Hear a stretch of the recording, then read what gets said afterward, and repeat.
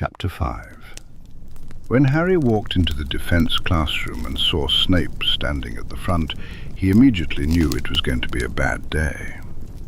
As Snape instructed the class to open their books to the page on Dementors, Harry realized just how grim things were about to get. Almost everyone in the classroom turned to look at him when Snape introduced the topic. He could hear several Slytherins snickering in the back, including Malfoy.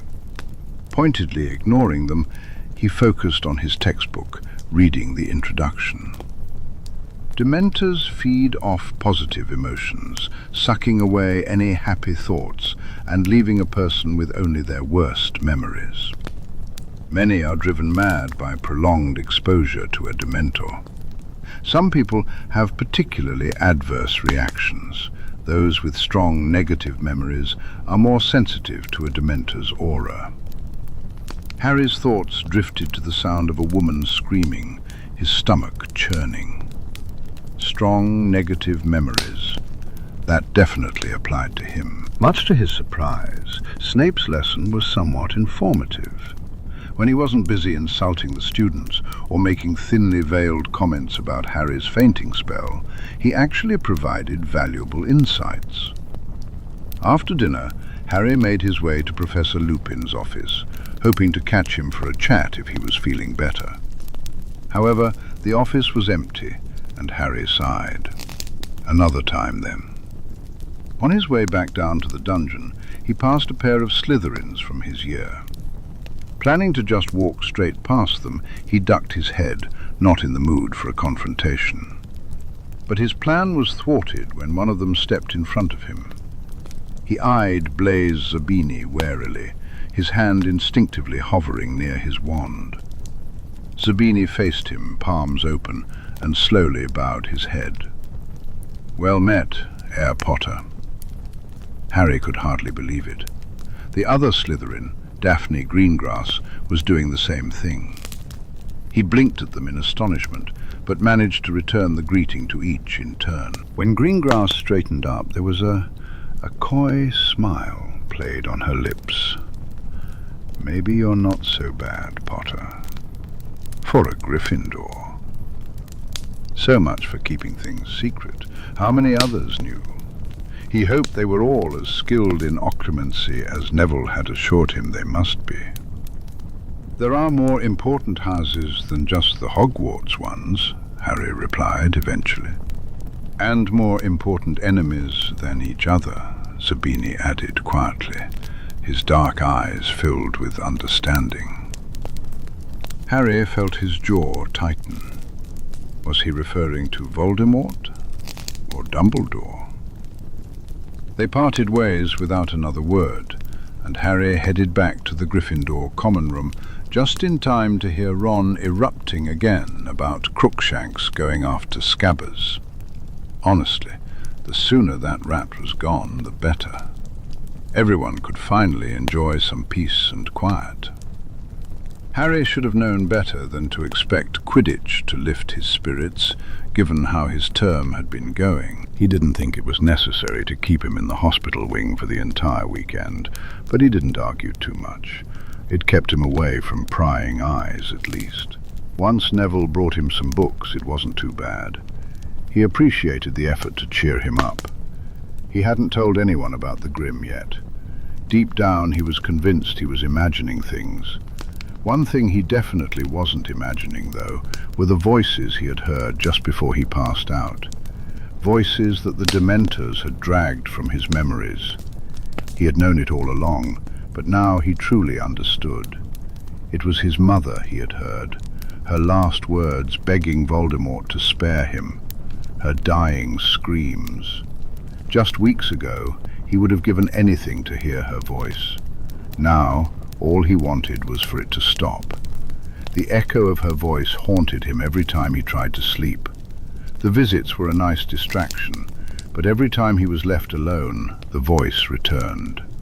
"Potter, are you, all right?" He was jolted from his thoughts by an unexpected voice. Harry looked up to see Cedric Diggory, the Hufflepuff seeker, standing cautiously in front of him. "Diggory?" he greeted, confusion evident in his voice. Cedric stepped closer. "Hi. I brought you this from dinner. Madame Pomfrey never lets me have sweets when I'm in the hospital wing, so I thought you'd like it." He awkwardly extended a napkin-wrapped bundle, revealing a slightly misshapen slice of treacle tart. "I asked the twins, and they said it's your favorite." "Oh, yeah, thanks." Harry accepted the treat, still baffled by Cedric's unexpected visit. "Look, Potter, I just wanted to say I'm sorry. I didn't realize what was happening until it was too late. I'd never have caught the snitch if I'd known." "It wasn't your fault," Harry assured him, grimacing at the thought. "Stupid, noble Hufflepuffs. It's fine. You won. It's just a Quidditch match." "Don't let Wood hear you say that," Cedric replied, making Harry snort. "Are you okay? You fell so quickly. For a minute we all thought—" He trailed off, glancing away. Harry understood what he hadn't said. They all thought he was dead at first. "I'm fine. Barely even hurt." He was tired and sore, still a bit shaky, but he'd endured worse injuries from Quidditch before. "Wish I could say the same about my broom." He glanced over at the pile of splintered twigs, causing Cedric to wince. "I heard about that. Merlin, I'm sorry. It was a great broom. Hopefully you can find something good to replace it." Harry couldn't even think about replacing his broom right now, although he knew he'd need to before the match against Ravenclaw. "Well, anyway, I'm glad you're all right, and I'm still really sorry about the match. I tried to get a rematch, but Hooch, I wasn't having it. I wanted to beat you fairly, you know? Not because the Dementors made you faint." The reminder made Harry scowl. "You won, fair enough. You were already on your way to the snitch when I fell," he replied. "That doesn't count. I've seen you fly, Potter. You could have easily beaten me to it." Cedric ran a hand through his hair, a frown creasing his handsome face. "Whatever. I've clearly lost the argument anyway, so it doesn't matter. I didn't want you to think I was happy about the way things turned out." "I wouldn't blame you if you were," Harry said. "But thanks. And there's always next year, right?" That made Cedric grin. "Next year, you're on," he agreed, shaking Harry's hand. "I'll leave you to your evening. Hope you get all patched up soon, Potter. See you around." "Yeah. See you, Diggory." "Cedric," the older Hufflepuff corrected, a faint flush rising to his cheeks. "It's Cedric." It took a beat too long for them to stop shaking hands. "Then call me Harry." Cedric grinned, and Harry understood why all the girls got so flustered around him. Something in his gut flip-flopped. "Later, Harry," Cedric said as he turned away. Harry sank back against the pillars, shaking his head as he processed the bizarre interaction. At least something good had come from the whole disaster. He'd sort of, maybe, made a new friend. If he thought the visit from Cedric was strange, he was utterly bewildered by the person who crept into the hospital wing shortly after curfew. "Malfoy?" "Shut up, Potter. I don't want to get caught," the Slytherin hissed, glaring. The moonlight bounced off his hair, making it practically glow in the darkness. He looked almost ethereal. Harry raised an eyebrow. "If you didn't want to get caught, why are you here?" There was a long, pregnant pause. Silence hung in the air. "You were worried about me, weren't you?" "Shut up, Potter," Malfoy snapped. Harry couldn't help but grin. Malfoy was actually concerned about him. "Maybe I'm here for Pomfrey. My arm hurts," Malfoy added. "We both know that's not true. Your arm is fine." "Yes, well, after the way you fell, I'm surprised they weren't scooping you into a cauldron to get you off the pitch. Ginny Weasley is acting like you'll never walk again." Harry grimaced, glancing at Ginny's homemade get-well card wedged under his fruit bowl. "I'm fine, really. It's just the Dementors." He trailed off. "You heard what Snape said in class. They're worse for people with bad memories." "Plenty of people have bad memories, Potter. They're not fainting all over the place. Are you sure there's not something else wrong with you?" Malfoy eyed him suspiciously, as if he were about to announce that Harry was dying. Harry glared at him. "Those people don't hear their mum begging for mercy as she's murdered, do they?" Malfoy's already pale face drained of colour. Harry suddenly remembered who he was talking to. "Don't you dare tell anyone I said that." "I hear my father torturing my mother," Malfoy blurted out, then slapped a hand over his mouth, turning red as soon as the words left his lips. Harry gaped. "Malfoy, Don't," Malfoy interrupted sharply, his eyes flashing. "Good night, Potter. Glad you're not in as many pieces as your broom is." Before Harry could respond, Malfoy was gone, leaving him alone once more, staring wide-eyed at the back of the door. "Shit," he breathed into the darkness. How was he supposed to deal with a revelation like that? He'd never been so glad to return to classes as he was on Monday.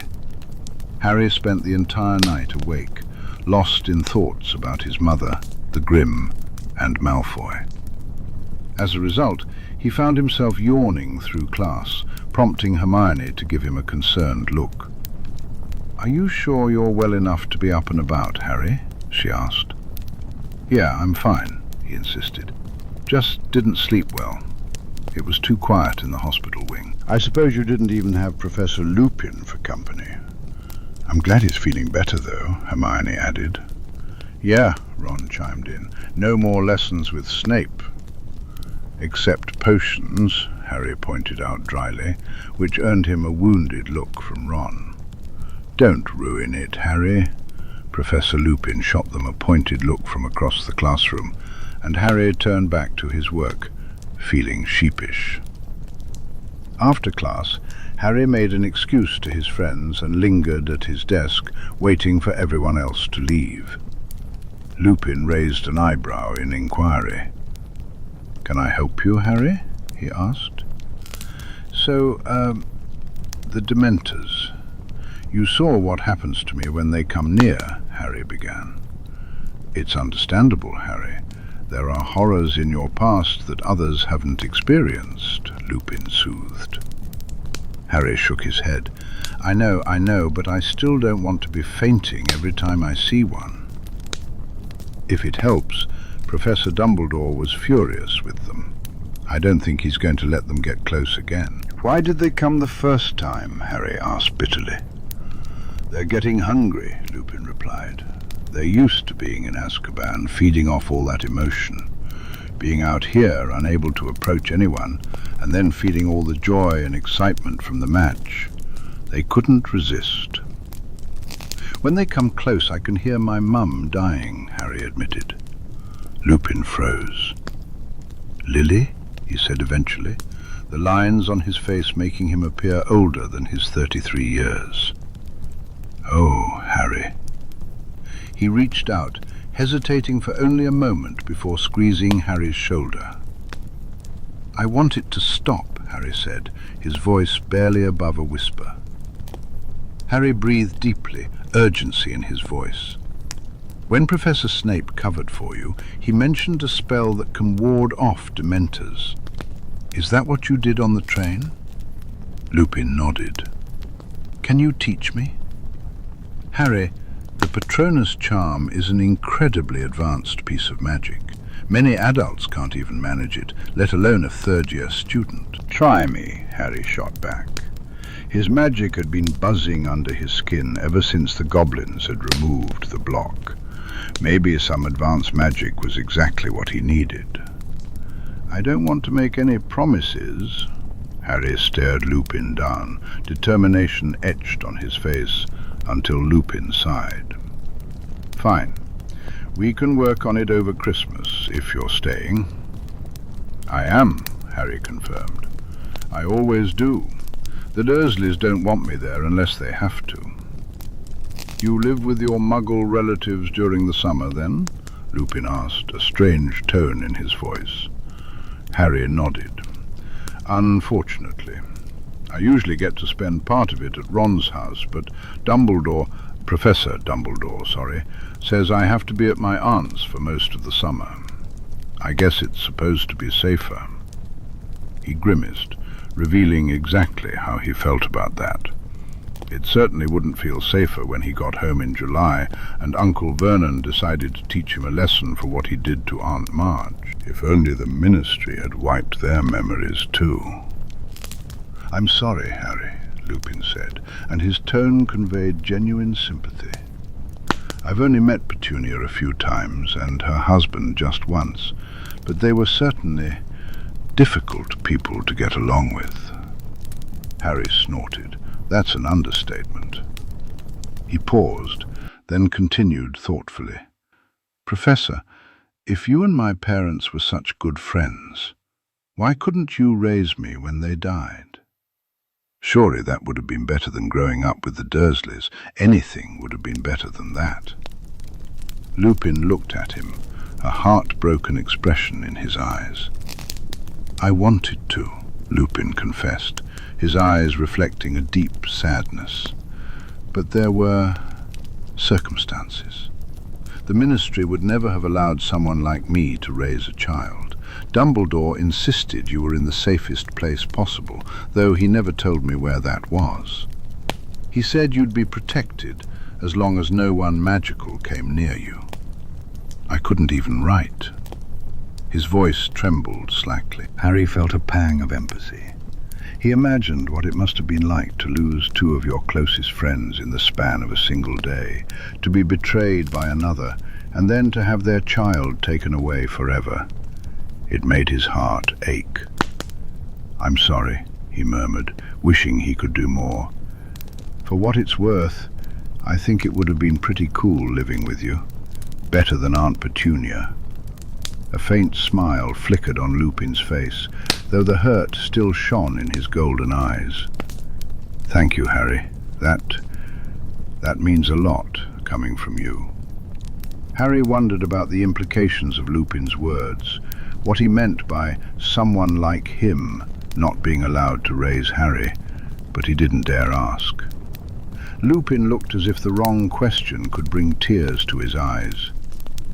You should get going, Harry, the professor said after a moment, straightening up and gently releasing Harry's shoulder. You'll miss lunch at this rate. Right, yeah, Harry replied. I'll see you later, Professor. I'm glad you're feeling better. Lupin smiled sadly, the light streaming through the window highlighting the grey in his hair. Thank you, Harry. It's good to be back on my feet. Deep down, Harry wished Ron and Hermione had gone home for Christmas. He felt terrible for thinking it. They were his best friends, and he'd barely seen them this term. But so much had changed, and he was keeping so many things from them. The gap between them was growing harder to bridge.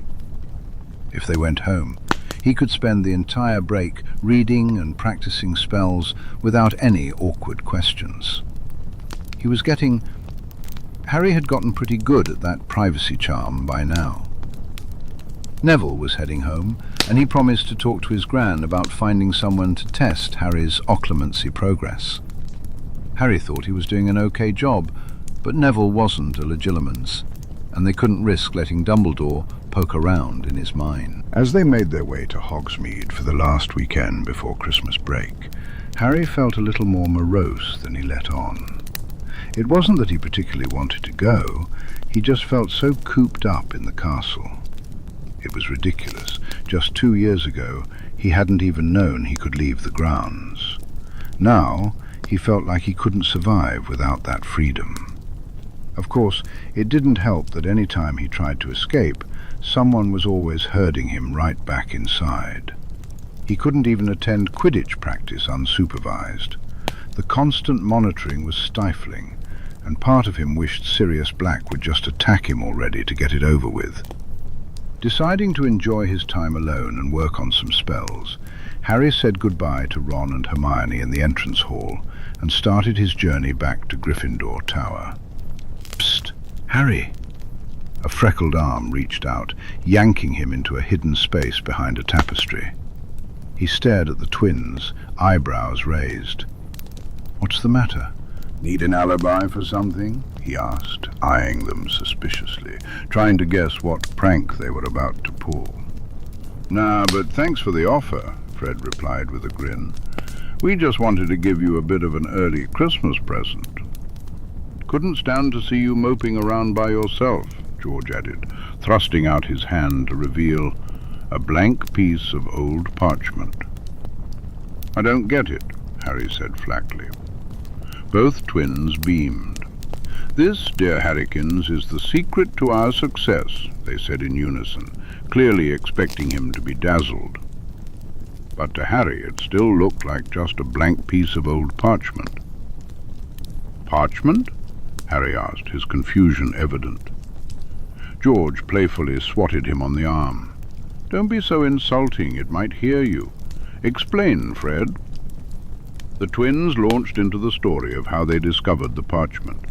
Fred then whipped out his wand and touched it to the parchment. "I solemnly swear that I am up to no good." Suddenly the parchment sprang to life. Harry watched in awe as the lines of the map unfurled, revealing a detailed layout of Hogwarts. "The Marauder's map," he breathed, reading the greeting at the top. "Moony, Wormtail, Padfoot, and Prongs." Why did that sound so familiar? "Who are they?" he asked. "No idea," Fred replied. "Previous pranksters. Masters of mischief long gone from these halls. Absolute geniuses, mind. The map shows every inch of the castle. Every passage, every secret, every person. Everything," they finished in unison. "Look, there we are." They pointed to the map, where 3 little dots were labelled Fred Weasley, George Weasley, and Harry Potter. "We've learned everything we know about the school from this map," Fred said, his voice filled with reverence. "And now, we're giving it to you," George added. "It's time to pass it on to the next generation." "Your need is greater than ours," Fred agreed. "Not only can you use it to keep out of trouble on your little late-night wanders, it shows you all the secret passages into Hogsmeade."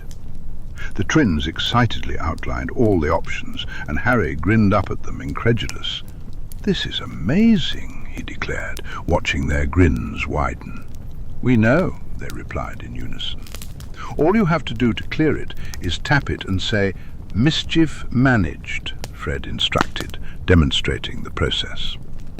The parchment quickly cleared, returning to its blank state. George pushed it into Harry's hands. "Use it well, little brother," he said. "See you in Honeydukes," Fred said, mock solemnly, winking. "Thanks, guys," Harry replied, smiling. The twins responded with extravagant bows, doffing imaginary top hats. "Our pleasure, Heir Potter," they said cheekily, before disappearing from the passageway, leaving Harry with the Marauder's map, now blank in his hands. He grinned, excitement bubbling within him. It was time to discover what Hogsmeade had to offer. As he slipped out of the Honeyduke's cellar, cloaked in invisibility, Harry didn't look for Ron and Hermione. He hesitated, unsure if he wanted to share the map with them just yet. Ron might get jealous that the twins had given it to Harry instead of him. So he wandered through the village, enjoying the freedom of being alone and invisible, reminiscing about his time in Diagon Alley.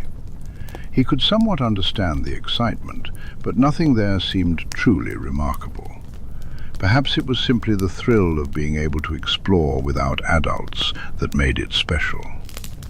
He peeked into the 3 broomsticks, but quickly realized it was far too crowded to navigate without bumping into anyone. Plus, he couldn't exactly order a butterbeer while hidden. From his vantage point, he spotted Ron and Hermione, their hands wrapped around mugs, and smiled to himself. They looked like they were having a great time. After wandering through the shops for a while, imagining what he might buy if he weren't under his invisibility cloak, he decided he could always come back. Some of the treats at Honeyduke's did look delicious. Harry returned to the castle before dinner, settling into the common room to work on his charms essay. When Ron and Hermione came back, they rushed toward him, completely unaware of his little adventure. But Hermione's red eyes suggested something was off. "We need to talk to you," Ron said gravely, pulling Harry over to a secluded corner of the common room. Bewildered, Harry looked at them, and Hermione quietly explained what they had overheard in the Three Broomsticks.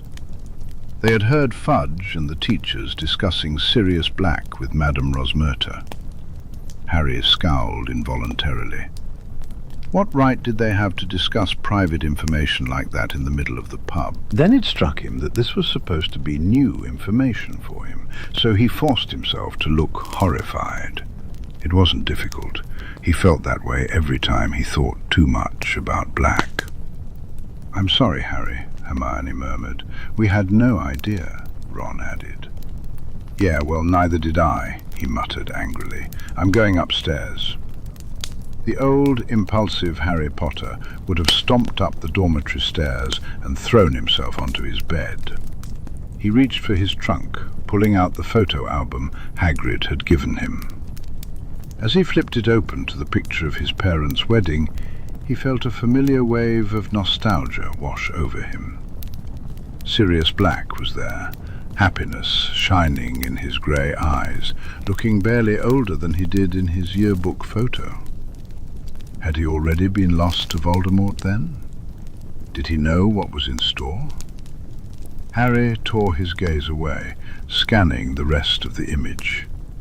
In the background, half hidden, was Remus Lupin. His dress robes were a bit worn at the elbows, but he was young and beaming, his dark blonde hair neatly styled, and his face clean-shaven, except for a shallow cut healing across his cheekbone. He certainly had no idea what was coming. Harry wondered if any of the other people in the picture were Peter Pettigrew. He vaguely remembered the boy's photo from the yearbook, chubby, mousy-haired, and looking like he might jump at his own shadow. It surprised Harry that he was a Gryffindor, given the fear in his eyes. That cowardly boy had stood up to Sirius and paid the worst price for it. The album snapped shut with a loud thud. Harry flicked his wand to draw the curtains closed, setting his privacy charm. He wasn't angry with Ron and Hermione. He wasn't sad about his parents, nor was he angry at Sirius. Harry was wrestling with emotions he thought he'd already processed.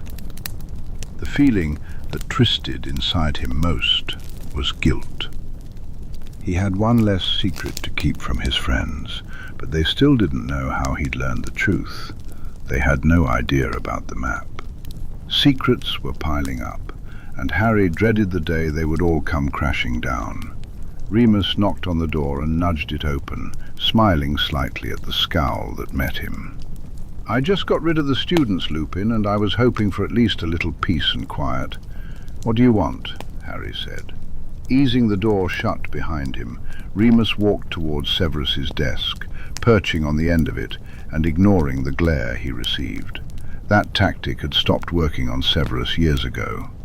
"What do you know about Harry's home life, Severus?" Remus asked.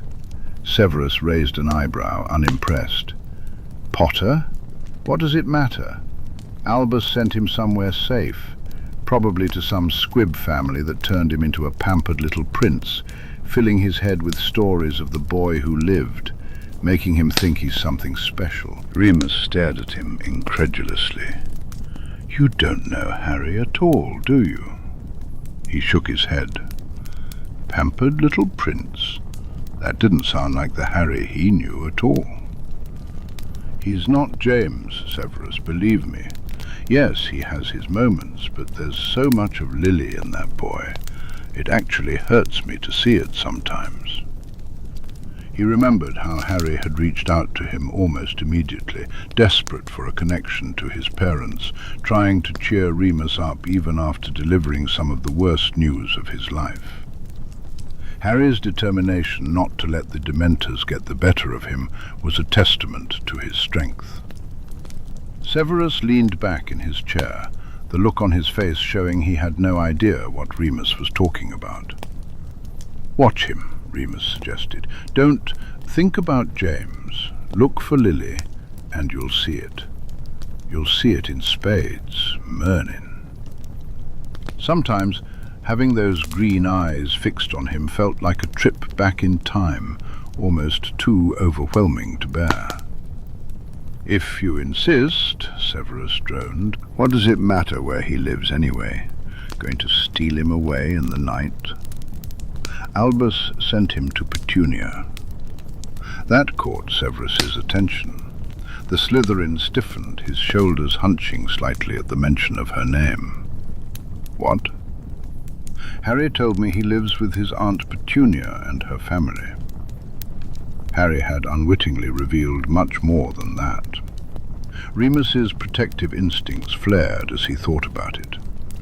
What in Merlin's name was Albus thinking? Severus asked, his eyes sharp with concern. Petunia? That woman hated everything to do with magic. He didn't know anything about his parents, didn't even know about magic before his Hogwarts letter, Remus replied, swallowing hard. "Severus, he said he didn't even know his name until he was 5 years old. I don't think he realized I heard him, but just imagine what they must have called him instead. You knew Petunia better than I did, and her husband." "The worst example of muggles I can think of," Severus agreed. He looked up, his expression unguarded for once, his displeasure evident. "You're sure? Albus took him to her?" Remus nodded. On the other side of the desk, an inkwell shattered. "Lily must have been spinning in her grave for the last 12 years, Severus growled, cleaning up the mess with a flick of his wand. "If she were here, she'd kill us both for never checking on him." "Albus never let me," Remus replied, knowing that Severus had likely never attempted it either. His hatred for James Potter was a powerful force. He said it was safer if no one magical went near him. "Of course he did," Severus sneered. He met Remus's gaze, frustration simmering just beneath the surface. Remus gazed at Severus knowingly, keeping his precious golden boy hidden away, downtrodden and starving for information, probably starving for food too by the look of him. Ready for the day when Albus Dumbledore swoops in, takes him away from that awful place, and shows him a world of magic, becoming his true savior, Remus finished grimly. "Severus, you don't really think that Albus would manipulate a boy so young? If it benefited the greater good, I have no doubt he would." "But why?" Remus asked, his voice filled with concern. "What does he have to gain from making Harry rely on him?" Severus grimaced, glanced at his office door, then pulled up the left sleeve of his robe. Remus flinched. The last time he'd seen it, the dark mark had been vivid and black, an ugly scar on Severus's pale skin.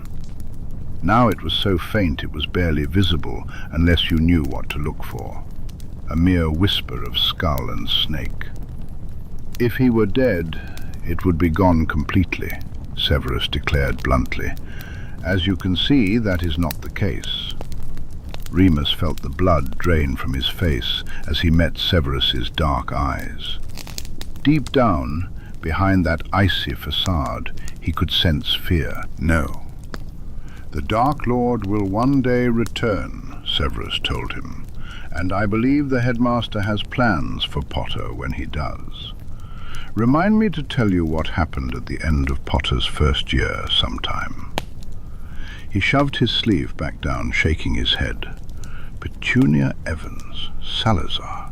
It's a bloody miracle the boy made it to school alive. No wonder he has so little regard for his own safety." With his stomach churning, Remus reached out and gripped Severus's hand, surprised that the Slytherin didn't automatically pull away. "We can't let that happen. Whatever Albus wants, whatever he's planning, we can't let him have Harry." Severus met his gaze, and Remus felt the weight of their shared concern. Severus waited, wondering if he would find an ally in this situation. He had questioned some of Dumbledore's decisions in the past, but this was too much. "I promised to protect the boy for Lily's sake," he finally said. "The afterlife wouldn't be worth reaching if I failed that task." Remus relaxed slightly, leaning towards Severus for a moment, before remembering he wasn't allowed to do that anymore. He reluctantly let go of Severus's hand. "Good," he murmured, gripping the edge of the desk to steady himself. "That's good." "Lupin, Remus," Severus said, his voice strained as if the name caused him physical pain. "Are you well?" "I'm fine," Remus insisted, not wanting to delve into how his heart felt like it was tearing apart for so many reasons he could hardly count. "I think I should go. It's late." He stepped away from the desk, feeling awkward as he distanced himself from Severus. "Thank you, Severus. I know we've had our differences, but Harry needs all the help he can get. Thank you." "Be careful, Remus," Severus called as Remus placed his hand on the doorknob. "Changing loyalties is a dangerous game, no matter which side you're on." Remus gritted his teeth. "I can handle it. Good night, Severus." He'd have to handle it for Harry. Wrapped up in a web of lies and secrets, Harry had completely forgotten about Buckbeak until he visited Hagrid with Ron and Hermione, only to find the man crying into his enormous teacup. Guilt surged in Harry's gut. He felt like a terrible friend. The only reason they had gone to Hagrid was that Ron and Hermione thought he wanted to hunt down Sirius Black. The old Harry might have under the compulsion curse. The new Harry had bigger things on his mind. Still, he made a genuine effort to help with the research. Harry and Ron started putting a case together for Buckbeak. Ron lasted only 4 hours in the library before he made an excuse and bailed out, while Harry stuck around for 6. It wasn't the research that wore him out, nor the time spent with his nose buried in books. It was Hermione's intense studying style. She was much better suited to independent research, and her enthusiasm could be a bit overwhelming for those around her. Eventually, Harry grew tired of her yanking the book out of his hands every time he hinted at something interesting, so he decided to leave her to it. In the weeks leading up to Christmas, Harry didn't see much of his 2 best friends. They were around and spent evenings together in the common room, but he couldn't remember the last time the 3 of them had a proper conversation, especially one that didn't revolve around some disaster or another. It often felt like they only came together to solve problems. Any quiet moments between them would inevitably be interrupted by Crookshanks lurking near Ron, leading Ron to rant about how the evil cat was out for blood. It was just easier for Harry to avoid the situation. Fortunately, Professor Lupin had agreed to start Harry's Patronus lessons. Harry was practically vibrating with excitement the first time he approached Lupin's office. His eyebrows shot up at the sight of a large packing case sitting on the man's desk. It was rattling. "What's that?" Harry asked. "Another boggart," Lupin replied with a wry smile. "It's the closest we'll get to a Dementor without actually inviting one into the castle. And, well, this is far easier to deal with." Harry felt a shiver at the thought of facing a real Dementor.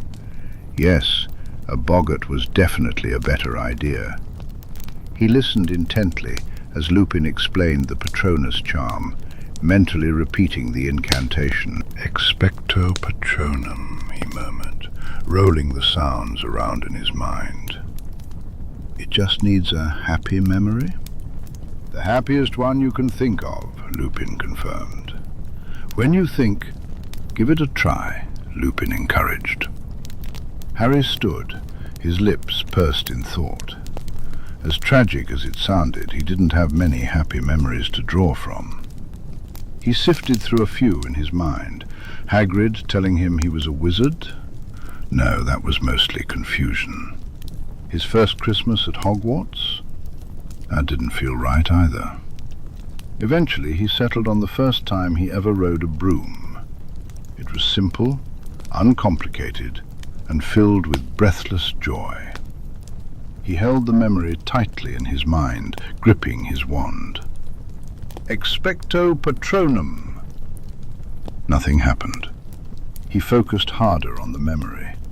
Expecto Patronum. This time, a burst of silvery wisps shot from the end of his wand, and Harry nearly dropped it in shock. "Look! I did it!" "Sort of." It wasn't much, but it was a start. "Well done, Harry," Lupin exclaimed, his grin making him look so much like the young man in the back of the Potter's wedding photo that Harry's breath caught for a moment. "Are you ready to try it on a Dementor?" "Yeah," Harry replied, squaring his shoulders and facing the desk. "Let's do it." His blood roared in his ears, the happy memory at the forefront of his mind. But it wasn't entirely there. A little voice in the back of his head reminded him that he was about to hear her again. His mother. The only time he had ever heard her voice. Lupin opened the packing case, and before Harry could truly brace himself, the room went cold, a dark figure looming above him. Harry's hand shook as he struggled to gather his happy thoughts. "Expecto Patronum!" The Dementor drew closer, the world starting to go fuzzy around the edges for Harry, the scream building in the back of his mind. "Expecto Patronum!" "Lily, take Harry and go. It's him." It was a new voice. A male voice. White fog filled Harry's vision. "I'll hold him off." Then there was a crash, like a door bursting off its hinges. "Harry! Harry, wake up! Wake up!" The room was gradually warming up. Harry slowly became aware of two things. He was sprawled on the floor of the office, and Lupin was tapping him firmly on the face. "Harry! Merlin, are you all right? I'm so sorry. I should have eased you into it more. It's fine. I'm fine," Harry croaked, sitting up and running a hand through his hair. He still felt shaky. Lupin quickly thrust a chocolate frog towards him. "I didn't expect you to get it the first time. I would have been astounded if you had," he said, still looking concerned. "It's getting worse," Harry mumbled, thinking about what he'd just heard. That voice had to be his father, James Potter's voice. He'd never heard that before either. "If you want to stop, I completely understand." "No," Harry insisted, biting the head off the chocolate frog. "I can do this. Let's go again." Lupin made him wait until his hands stopped trembling, then helped him to his feet and moved toward the packing case. "You might want to try a happier memory," he suggested. "It's possible the one you were using wasn't quite strong enough." Harry rifled through his limited stash of happy memories, finally choosing the moment he won the House Cup the year before. He nodded. "Do it." The lights dimmed and the room grew cold, the now familiar rattling breath echoing through the office. Harry clenched his jaw, forcing the memory to the forefront of his mind. "Expecto Patronum! Expecto Patronum!" This time, an enormous silver shadow burst from his wand, sending the Dementor reeling back several steps. Harry stood wide-eyed and Lupin jumped in with the sharp "Ridiculous!" sending the boggart back into the case, now taking the shape of a silvery orb once again. Harry's Patronus vanished. The lamps relit, and Harry sank into the chair behind him, panting. "I did it!" He felt as though he'd run a mile, but he was beaming, and Lupin returned the smile.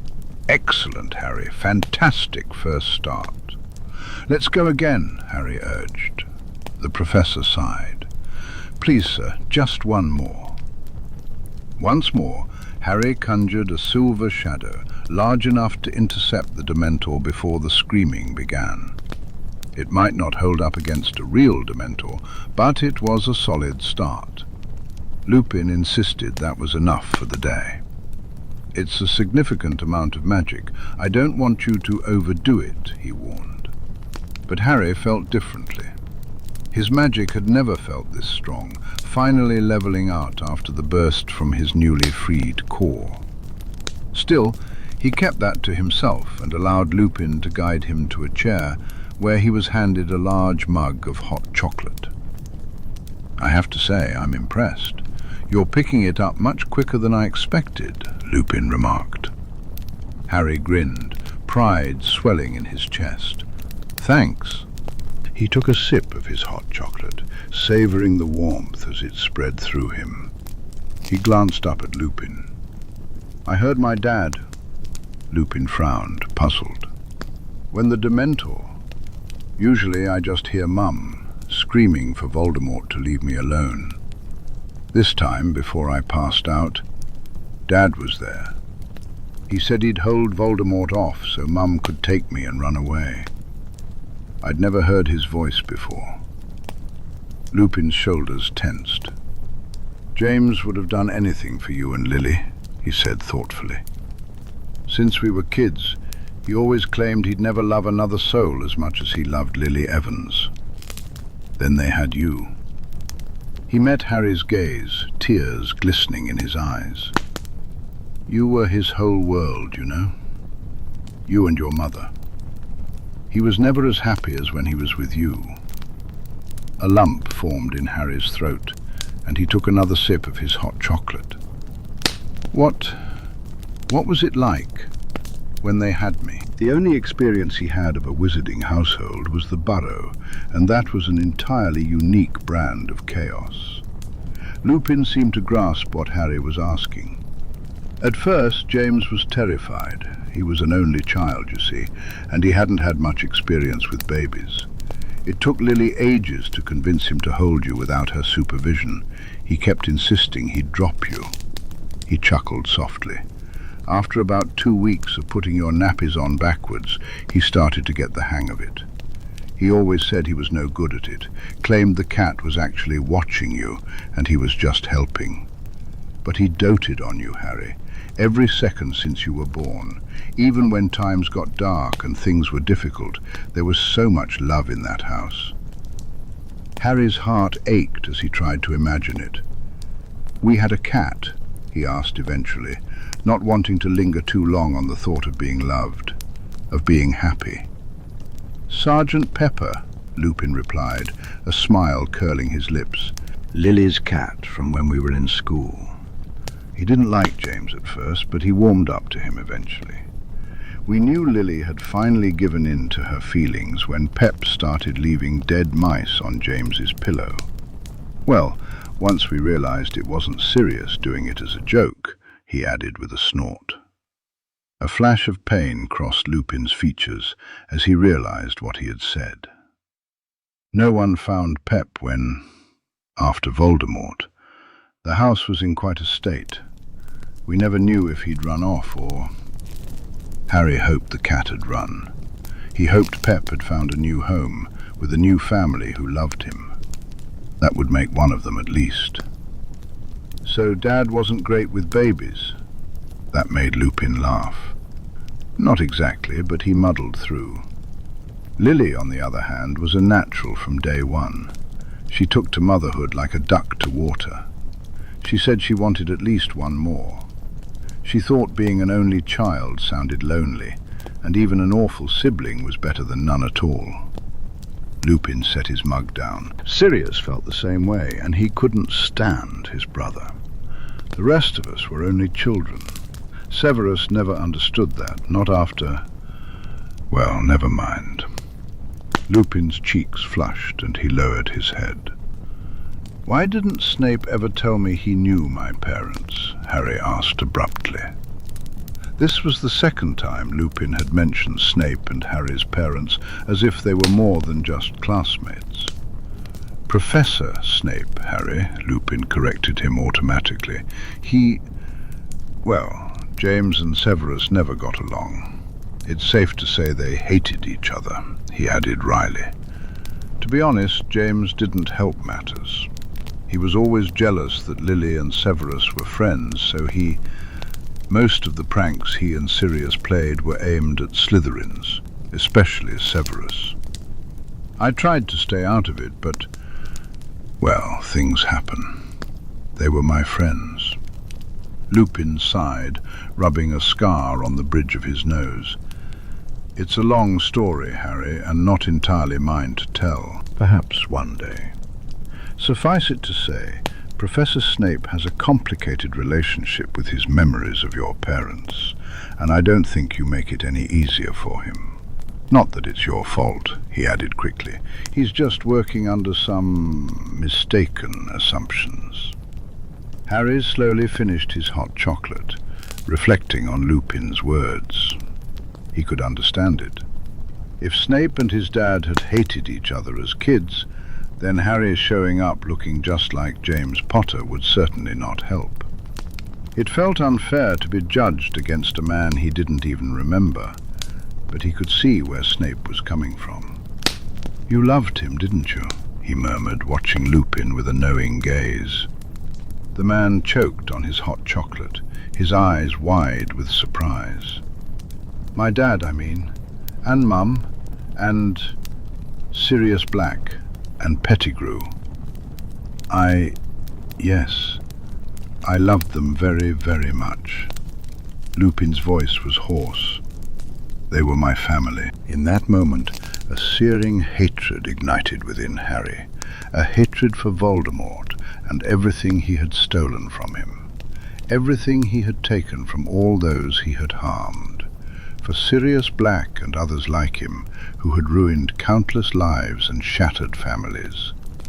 Harry wouldn't wish the Dementors on his worst enemy, but he couldn't help feeling that Black deserved every bit of what he had received. Chapter 6.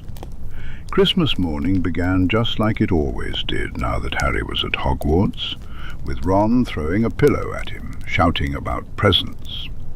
They were the only two left in their dorm, so there was no need to keep quiet. Harry still felt a little stunned to see a pile of gifts that was entirely for him.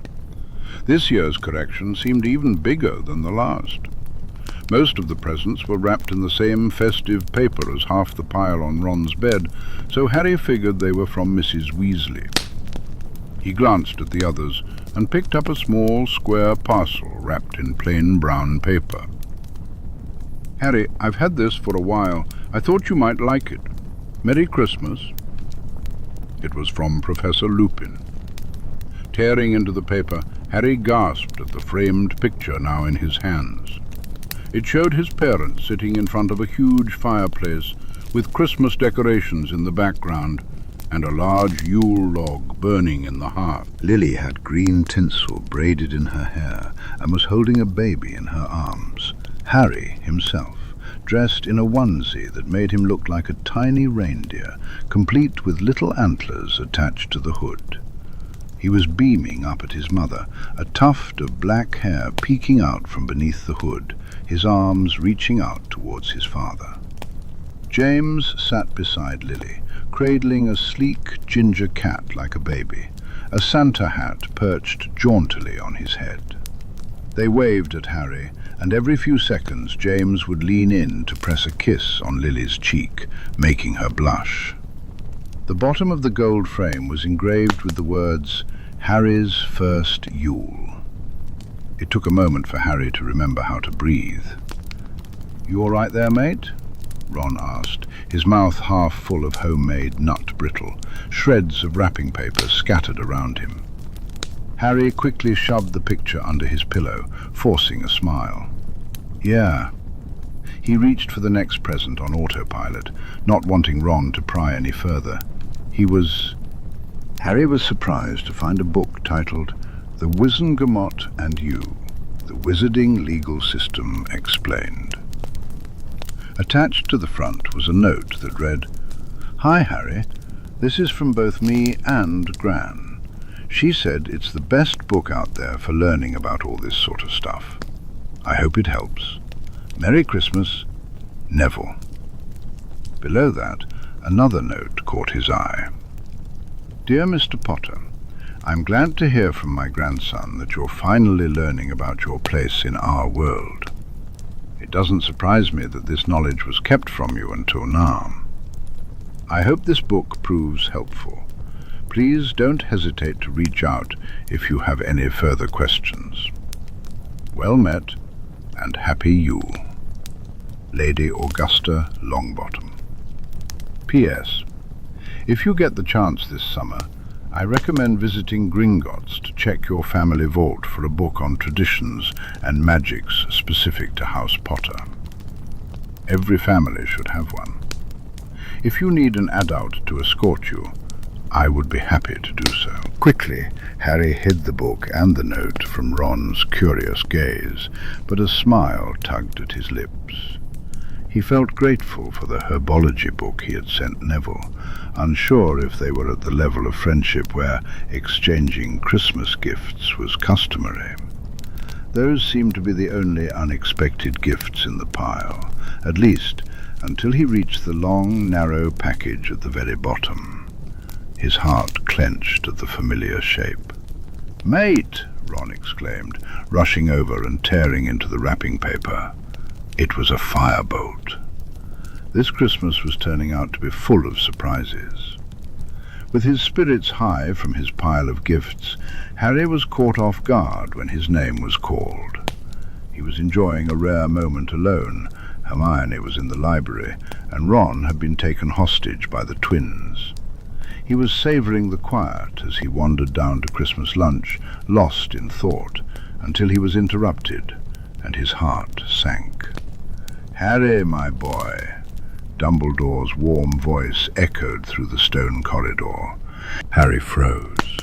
Harry turned on his heel to face the headmaster, who was dressed in festive robes and smiling widely, completely unaware of the nausea churning in Harry's stomach. "Don't look him in the eye," he thought desperately, plastering a smile on his face and fixing his gaze somewhere over Dumbledore's left shoulder. "Hello, sir," he greeted cheerfully, trying to remember how he might have acted before the compulsion was removed. Trusting, impulsive, thoughtless, he could do that. Maybe. "Not spending the day with your friends?" Dumbledore asked, his brows furrowing with concern. Harry shrugged. "Hermione's finishing an essay, Ron's with his siblings. I didn't want to interrupt." The reminder of Harry's lack of family turned Dumbledore's expression sad and pitying, which made Harry itch with anger. Perhaps the old man was aiming for empathy, but he missed the mark by a mile. "Ah, of course. Well, you should still be careful, my boy. These days aren't the best for spending time alone. It's hard to protect you if we don't know where you are." His voice was gently scolding, and Harry resisted the urge to roll his eyes. Did he really think Sirius Black would try anything in the middle of the day? "I'm sorry, sir," Harry replied instead, forcing a contrite frown. "I suppose I didn't think about that. I was just on my way to the Great Hall for lunch." Not to worry. I found you after all," Dumbledore said with a chuckle as he began to walk, gesturing for Harry to accompany him. "I hear you've been keeping yourself busy over the holidays. The Patronus Charm is quite a tricky bit of magic. I'm impressed to see you attempting it. I must admit I didn't expect Professor Lupin to offer. With his health the way it is, he tends to value the time he has to rest." The old wizard's face was friendly, and Harry knew he would have fallen for it easily 6 months ago. His stomach churned again. Did Dumbledore disapprove of Harry learning the charm? Why? Surely any defense against Dementors was a good thing. I told him what I hear when a Dementor comes close, Harry admitted, carefully choosing his words.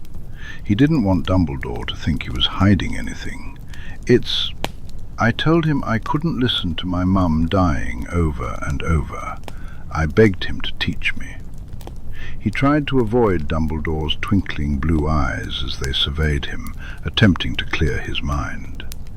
He said he was feeling all right, but if he's not well, if I should stop, I suppose I can handle it, sir. Poor, brave, orphan Harry Potter. Just what far too many people expected to see, but easy enough to give them when it suited him. Of course not, dear boy. If Professor Lupin believes he is well enough to teach you, then by all means, learn what you can. I can only imagine how difficult it must be to endure such a thing. Dumbledore paused, as if in thought. I suppose mentioning your mother's death would make him keen to see you avoid such heartbreak. Harry recognized what the man was fishing for, and stifled a scowl behind brows furrowed in confusion. Sir, I don't understand. Did the professor not tell you that he and your parents went to school together? Dumbledore sounded genuinely surprised. Internally, Harry smirked. Let him think that Harry was still in the dark, oblivious to the family he'd been kept from all these years. Let him think Harry didn't know the truth about Sirius Black. He said he knew them, Harry replied. He never said... Were they friends? Indeed they were, my boy, Dumbledore told him. For the briefest moment, Harry thought he saw a pleased look flash across the headmaster's features. They were all in Gryffindor together, but if Professor Lupin has not mentioned it, perhaps it's best not to bring it up. Grief can do awful things to a man, Harry. You won't want to disturb it once it's settled. Dumbledore's voice was heavy with sadness as he shook his head and let out a small sigh. Beside him, Harry nodded obediently, but inside he seethed. Just imagine if he had never broken the compulsion. He would have let Dumbledore lead him away from Remus Lupin and everything that came with him. The memories he could share, the support he could offer, everything. Dumbledore wanted Harry alone, with no one to rely on except those he had chosen himself. The thought made him uneasy. Who could he trust in his life? And who was just another pawn in the headmaster's game? More importantly, why? What was so special about Harry that Dumbledore had started playing this game so early in his life? Severus scowled as he began the journey back to his quarters, shaking his head at Sybil Trelawney's ridiculous declaration. Why Albus insisted he attend the small Christmas lunch he couldn't understand. He would have much preferred dining alone in his own rooms. The only person in the Great Hall he even remotely enjoyed was Minerva. But Lupin... He quickly pushed that thought away. He refused to think about Remus bloody Lupin at Christmas. It was bad enough to remember the sad, regretful look in those honey-brown eyes when Lupin had realized the full moon fell on Christmas Eve, meaning he would miss all the festivities. Severus's scowl deepened as he muttered the password to his private quarters, slipping inside and shedding his cloak, which he tossed onto the hook by the wall. All he wanted for Christmas was a glass of brandy, a good book, and at least 12 hours without seeing any students or Albus Dumbledore. The old headmaster was even further from Severus's good graces than he had been at the start of the year. He sank into the embrace of his favourite armchair, seeking solace in the quiet. Severus welcomed the moment of quiet, closing his eyes and exhaling slowly. When he opened them again, he noticed something unusual on his coffee table, a brown paper-wrapped package. It definitely hadn't been there when he left for lunch. With a sense of trepidation, he reached for it, already knowing its source. That sodding wolf. Sure enough, the familiar handwriting sprawled across the top read, "Severus, I know you weren't expecting anything. I highly doubt you've got me anything. Don't worry, I just couldn't resist. Perhaps we could have a drink when I'm feeling better. I'm going to need help working through the bottle of Glenfiddich that Minerva will undoubtedly gift me. I'm not asking for things to be how they were. I'm just asking for us to move forward. Merry Christmas, Remus." Severus almost tossed the entire package into the fire without even opening it, but he couldn't bring himself to do so. With careful hands, he undid the speller tape holding it together and peeled back the paper, half expecting a potions book or something dark arts related. Instead, he found a wooden puzzle box. It appeared to be of Muggle origin, crafted from interlocking pieces of dark-stained wood, intricately carved and assembled in a way that promised a challenge. Memories flickered in his mind of a shelf in a Muggle house he hadn't visited in years, where a small collection of similar puzzle boxes had gathered dust over time. That collection had begun when a 9-year-old red-headed girl excitedly gifted him one for his birthday, recounting tales of her family trip to Turkey and how she had seen the box and just had to get it for him. His long fingers brushed over the smooth wood, and his mind began to search for the next possible moves, eager to discover if there was anything hidden inside. From Lupin, it could be anything. But Severus found himself uncertain of what he truly hoped for. Perhaps it would be better if the box remained empty. Cursing under his breath, he took a moment to gather his thoughts. Severus took a deep breath and crumpled the note into a ball, tossing it into the fire along with the wrapping paper. The puzzle box sat in his lap, a constant reminder of the challenge ahead. Move forward, he scoffed to himself. It was easier said than done.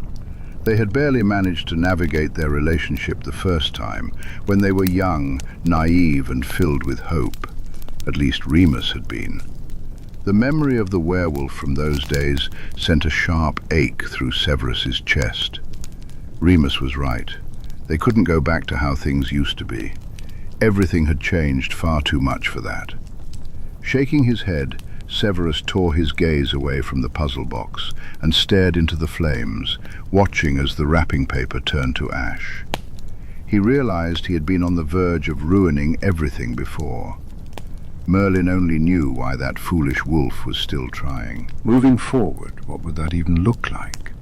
He cursed the small, shriveled part of his heart that yearned to find out. Ron was itching for a fight. That much was clear to Harry. Between his worry for Scabbers and his anger over Hermione turning the firebolt into McGonagall, Ron was a tightly wound ball of rage ready to explode at any moment. Harry wasn't even mad about the firebolt. He shared Ron's suspicions about its origin. All he wanted was to have it back before the match against Ravenclaw. "Parkinson's looking at you funny," Ron muttered as they walked to the greenhouses for herbology. Harry glanced over his shoulder. Pansy Parkinson was indeed watching him, but her gaze seemed more calculating than anything, linked arm in arm with an oblivious Tracy Davis. He recalled his odd encounter with Zabini and Greengrass before Christmas. Perhaps word was spreading further. Or maybe Malfoy had said something after one of their mostly accidental late-night meetings. "She's not doing anything, Ron," Harry assured him, grabbing Ron's elbow and pulling him forward, away from the tension, from the Slytherins. "It's fine," Harry said, trying to diffuse the tension. If Ron wanted to pick a fight, he didn't want to be part of it. "I swear, Malfoy hasn't given us a good reason to hex him in ages," Ron groused. "It's like you don't even exist to him anymore." "Maybe he feels guilty about Buckbeak," Harry suggested. Malfoy wasn't completely ignoring him in public these days, but he wasn't as eager to mock him as he used to be. It surprised Harry that this was the first time Ron was bringing it up. Doubted. That git's probably just waiting until after the trial so he can rub it in our faces some more. Oh, look, there's Sabini. Ron's eyes narrowed. "Leave him alone, Ron," Harry said with a scowl, blocking his friend from going after the tall Slytherin. "What's with you lately?" Ron asked, a dark expression crossing his freckled face. "You getting chummy with the Slytherins or something? You never get back at them anymore." "Maybe I've just got bigger things to worry about than the Slytherins," Harry replied. The Slytherins weren't really bothering him anymore. He had no reason to be angry with them. Besides, the whole house rivalry had sort of lost its shine. Sirius Black was a Gryffindor, after all. Houses clearly didn't mean much. That doesn't mean you can just let them go around acting like they own the school. "Oh, grow up, Ron," Harry snapped before he could stop himself. Ron recoiled, shocked, before a venomous look crept onto his face. "I didn't mean it like that," Harry hurried to explain. It all feels a bit petty, doesn't it? Going after someone just because they're in a different house. It's stupid." "Petty and stupid, am I?" Ron shot back, his tone biting. "You've changed, Harry. I figured it was just about Black, but you're weird this year. Always off by yourself, doing Merlin knows what. Making friends with Slytherins. I'm not sure. I like it." Before Harry could respond, Ron yanked his arm away and stormed off toward the greenhouses, leaving Harry standing alone in the courtyard. Just then, Hermione appeared at his side, looking a bit breathless. "What was all that about?" "Nothing, just Ron being a git," Harry muttered, shoving his hands into his pockets as he continued on his way. He knew Ron didn't truly mean it. He was just looking to vent his frustration. Still, the familiar guilt twisted in his stomach. He realized he had been neglecting his friend this year. The older he got, the harder it became to deal with Ron's personality, especially after spending more time with people like Neville and even Malfoy. Ron had been his first friend at Hogwarts, and Harry would always be grateful for that. But did that automatically make him the best choice? After their argument, Ron started avoiding Harry just as much as he was already avoiding Hermione.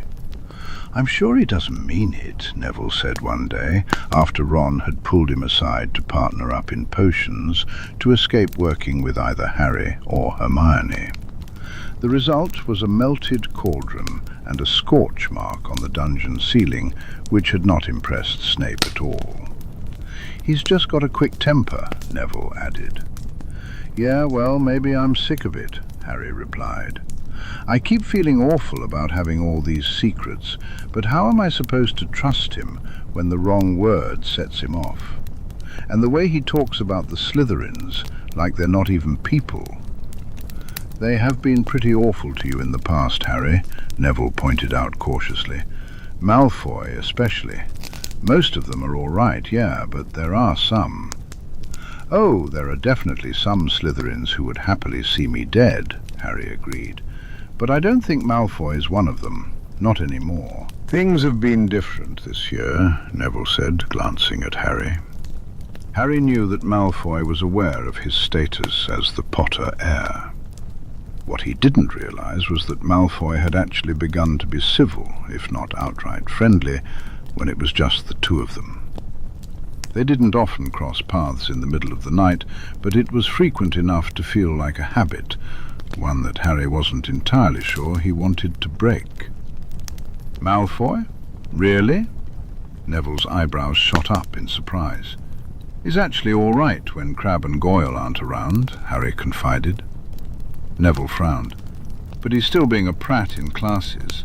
And the whole Buckbeak situation. Everyone knew that Lucius Malfoy was trying to get Buckbeak killed. That's more his dad than him. I think he actually feels a bit bad about it. And yeah, he's a prat, but he's not as bad as he was before. People would start asking questions if he suddenly became nice to me." Harry paused.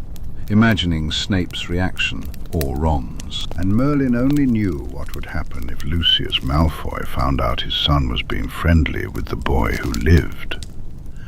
"I suppose," Neville said with a shrug. As they approached the fat lady, Harry gave the password and the portrait swung open.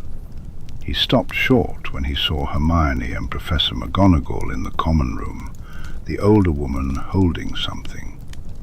"My firebolt!" Harry exclaimed, hope igniting in his chest. "Does this mean I can have it back?" "You've got a very good friend somewhere," McGonagall declared. "We've done everything we can think of, and there doesn't seem to be anything wrong with it." She held it out, and Harry took the broom with reverent hands. "I dare say you'll need to get the feel of it before Saturday's match. Just don't go flying after dark without a professor. And Potter," she smirked, meeting his gaze, "make sure you win, won't you? It's been far too long since I've had the Quidditch Cup sitting in my office." Harry beamed at Professor McGonagall. "I'll try my best. Thanks, Professor." He then turned to the dark-skinned girl at her side. "Thanks for looking out for me, Hermione." His friend had been feeling guilty about the broom ever since Ron had exploded at her over it, but Harry didn't blame her at all. "It's what I'm here for," she replied with a grin. "I'm glad it turned out all right." As soon as McGonagall left, a crowd began to gather around Harry, his housemates clamouring to get a closer look at the international standard broom. Harry let them come closer, keeping a watchful eye to ensure no one damaged it. It would be just his luck to have it back, only for some careless Gryffindor to break it. "You got it back!" Ron exclaimed, shoving his way through the crowd and squeezing in at Harry's side, as if he'd forgotten he was mad at him. "See? I told you there was nothing wrong with it." He said this smugly to Hermione, who huffed in response. "There could have been. Aren't you glad we know now?" Ron rolled his eyes. "Can I ride it, Harry? Just for a bit. I'll be really careful." "Maybe tomorrow. It's too dark now. I should go put it away." Ron's hands clamped around the broom. "I'll take it. I've got to give Scabbers his rat tonic anyway. I'll be right back." Before Harry could argue, Ron dashed up the stairs with the broom in hand. "Well," Hermione muttered, glancing first at Harry, then at Neville. "Now that you've got your expensive broomstick back, I suppose we're his best friends again." There was a bitterness in her voice that made Harry wince. "Hopefully we can put all this behind us now. Honestly, he's giving me whiplash this year. I can never keep track of whether he likes me or not." Neville snorted and opened his mouth to respond. A strangled yell echoed from the boys' dormitory, cutting through the chatter in the common room. Instantly, silence fell. Harry instinctively drew his wand, tension coiling in the air. There were hurried footsteps, and then Ron burst into view, dragging a bedsheet behind him. "Look!" Ron shouted, marching straight toward Hermione, his fist clenched around the sheet. "Look!" "Ron, what?" "Scabbers!" he yelled, shaking the sheet in her face. "There's blood on the sheets, and he's gone!" Harry leaned in closer, his heart sinking at the sight of a small, rust-red stain on the fabric. "You know what else was there? This!" Ron thrust his other hand forward, revealing a handful of long, ginger cat hairs. "Your bloody cat killed him." "Ron, I'm sure he's just missing. He's probably hiding under one of the beds," Hermione said, her voice trembling. Ron took an angry step closer. "Yeah, bleeding to death," he spat. The rest of the Gryffindors, realizing this wasn't another attack from Sirius Black, but merely Ron being dramatic, returned to their previous activities. Harry exchanged a worried glance with Neville. "I'm sorry, Ron," Hermione said, her eyes brimming with tears, but Ron was too furious to notice. "Cats chase rats. I can't keep him locked in my room all the time. You don't even know he was in there. Those hairs could have been there since Christmas." You never should have bought that bloody menace in the first place. Tell her, Harry." "I'm staying out of this," Harry insisted, shaking his head. "I've got homework to do." He turned away, motioning for Neville to follow him, ignoring Ron's shouts behind him. He didn't want to take sides, even if Scabbers really was gone. The old rat had been around for a long time. It was bound to happen eventually. So much for all being friends again, he thought. Ron muttered, casting a glance at Neville, who grimaced apologetically. At least he had a broom now. That was one problem sorted.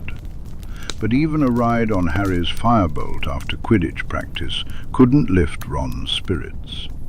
He was struggling with the loss of Scabbers, refusing to talk to Hermione unless it turned into an argument. On any given day, it was a toss-up whether he'd speak to Harry too, but the firebolt seemed to sway the odds in Harry's favour. That was until they spotted Crookshanks lounging in the grass, nearly giving Harry a heart attack. For a moment, he could have sworn it was the Grim again. He regretted ever taking divination. Still, despite Ron's foul mood, Harry couldn't help but feel elated after their win against Ravenclaw. He felt like he was walking on air. He had one of the best brooms in the world, he'd caught the snitch, and he'd produced a decent Patronus, even if the Dementors hadn't been real. A strange squeezing sensation gripped his heart when he thought about what Malfoy had done. He had hoped things were improving between them. Was he really so desperate to win the Quidditch Cup that he'd sabotage Harry? The party in the Gryffindor common room raged for hours, especially after the twins returned with their Honeydukes haul, winking at Harry as they entered with arms full of sweets and butterbeer. Harry let them pull him into the celebration, their arms draped around his shoulders, grinning from ear to ear. Even Ron seemed to be enjoying himself, though he was pointedly avoiding looking at the corner of the common room where Hermione had her nose buried in her Muggle Studies book. Her hair was becoming increasingly wild as she tugged at it anxiously. Harry had already tried to coax her into joining the festivities, but she wasn't having any of it. Apparently, the only reason she hadn't retreated to her dorm was that Faye Dunbar and Sophie Roper were having some sort of boy-related crisis up there. Considering that pair, Hermione's dorm mates had even less patience for her than Parvati and Lavender did, and Harry couldn't blame her for feeling overwhelmed. Eventually, the chaos became too much for him. While everyone else was distracted by the twins setting off filibuster fireworks, Harry quietly slipped out of the portrait hole and wandered down the corridor. He didn't have a particular destination in mind, but somehow his feet guided him forward. He wasn't surprised when he turned a corner and spotted a familiar blonde head. "Shouldn't you be celebrating?" Malfoy asked as Harry approached, brushing off a bit of red and gold confetti from Harry's shoulder. "Surely the party isn't over already?" "Needed some air." "It's loud in there," Harry replied. He made his way to the window ledge, perched there while gazing out at the darkening grounds. "Why'd you do it? Pretend to be Dementors?" "It was Pansy's idea," Malfoy said with a faint grimace. "She thought it would be funny. I thought it would be good practice for that spell Lupin's teaching you." He edged closer, but chose to lean against the wall instead of joining Harry on the ledge. "People are starting to ask questions. Questions that could get back to my father. The excuse about my arm hurting only worked for so long," he added dryly. Harry recalled his conversation with Neville the other day. Of course he realized he had been foolish. Malfoy had to maintain his image. "Your father wants you to pick fights with me." "My father wants me to act like a proper Slytherin," Malfoy corrected.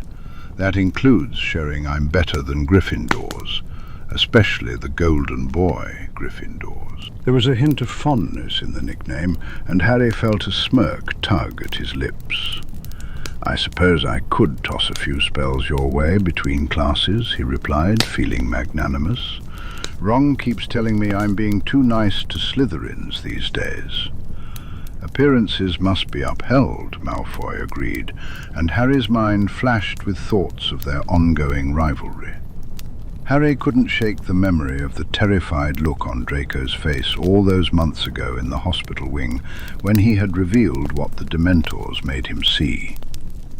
It began to dawn on Harry that perhaps Malfoy had more at stake than he did. Slowly, Harry reached out his hand, locking eyes with Draco's silver-grey gaze. "No one needs to know about this, though. Not in private." He tilted his head, a smile forming on his lips as he recalled two boys, smaller, younger, completely unaware of the truth behind each other. Malfoy hesitantly extended his hand, but when their fingers touched, his grip was firm. "Draco Malfoy," he said, as if introducing himself for the very first time. "Harry Potter," Harry replied with a grin. "I think we're going to be great friends, Draco Malfoy." As he let go of Draco's hand, Harry glanced at his watch. "Speaking of appearances, I should get back to the party before someone notices I'm gone." He stood up, stifling a sigh. If only he could linger in this quiet moment with Malfoy just a little longer. "Hey, can we start doing this on purpose?" Harry asked. Draco stared at him blankly. "Are you saying you just befriended me by accident?" "No," Harry scoffed, rolling his eyes. "I meant meeting up, instead of just randomly bumping into each other. We'd have to be careful, obviously, but I feel like a Slytherin perspective on all this heir stuff is exactly what I need. No one ever taught me how to be a pureblood." And if he wanted an excuse to spend more time with his new friend, well, Draco didn't need to know that. "I suppose someone has to make sure you don't embarrass yourself once you start representing your houses," Draco replied dryly.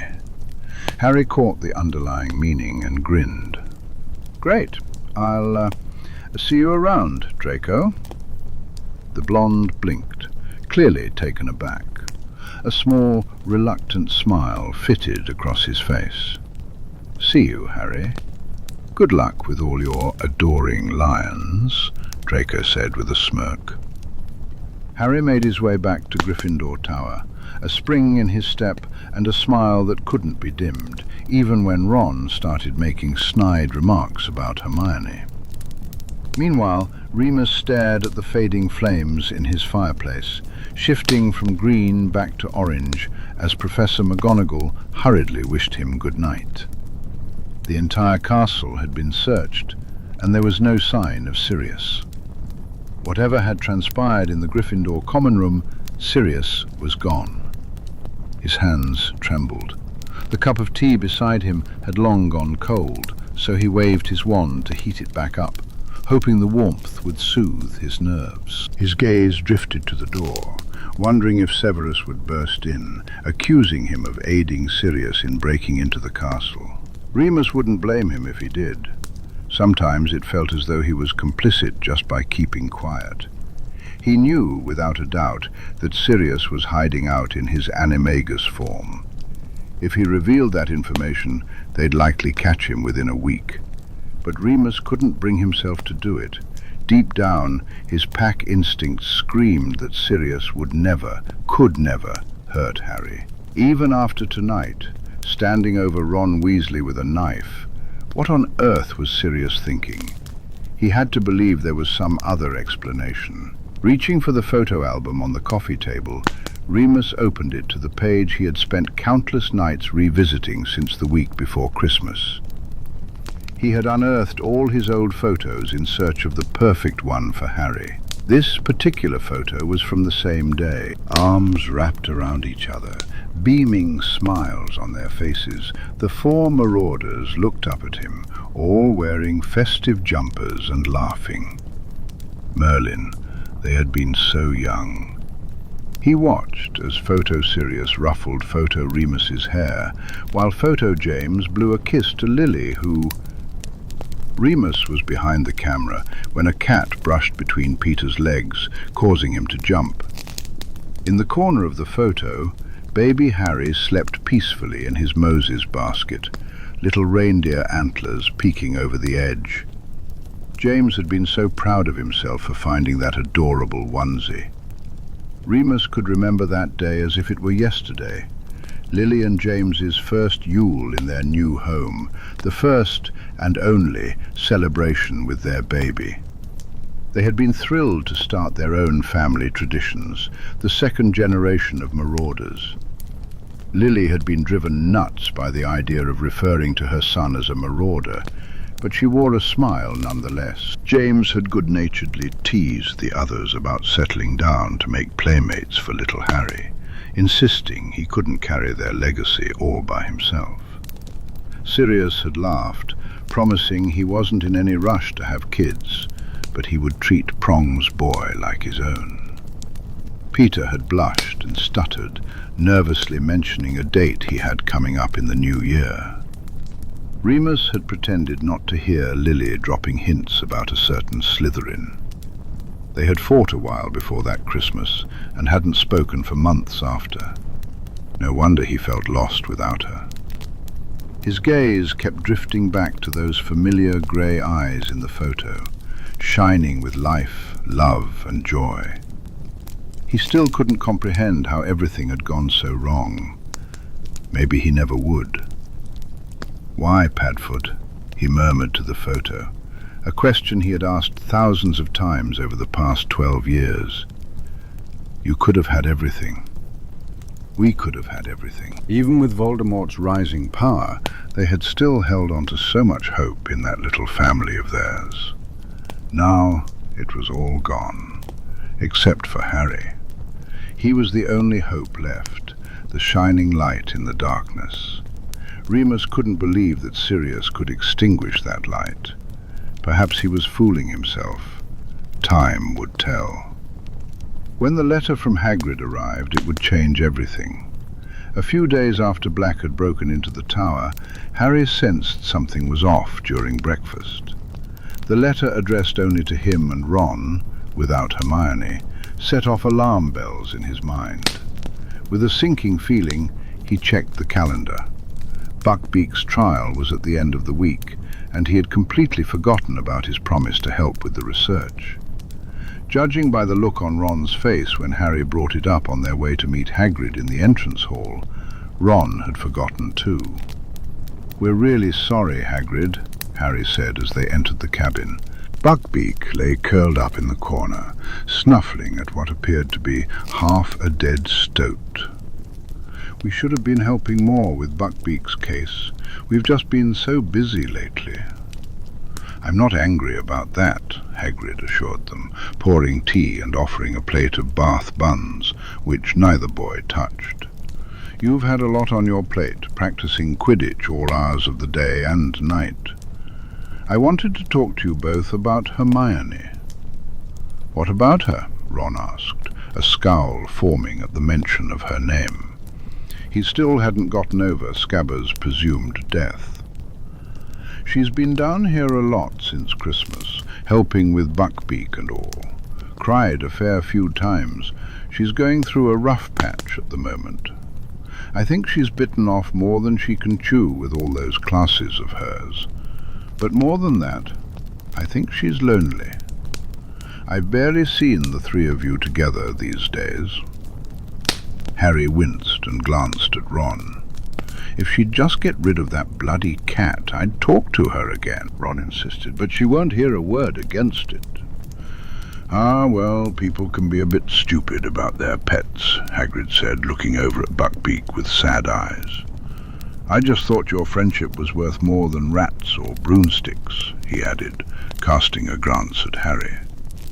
"I had no problem with her handing the firebolt to McGonagall. I'd love to spend more time with Hermione, but I can never seem to find her. It's like you said, she's juggling a million classes at once, and I'm tied up with Quidditch every chance I get."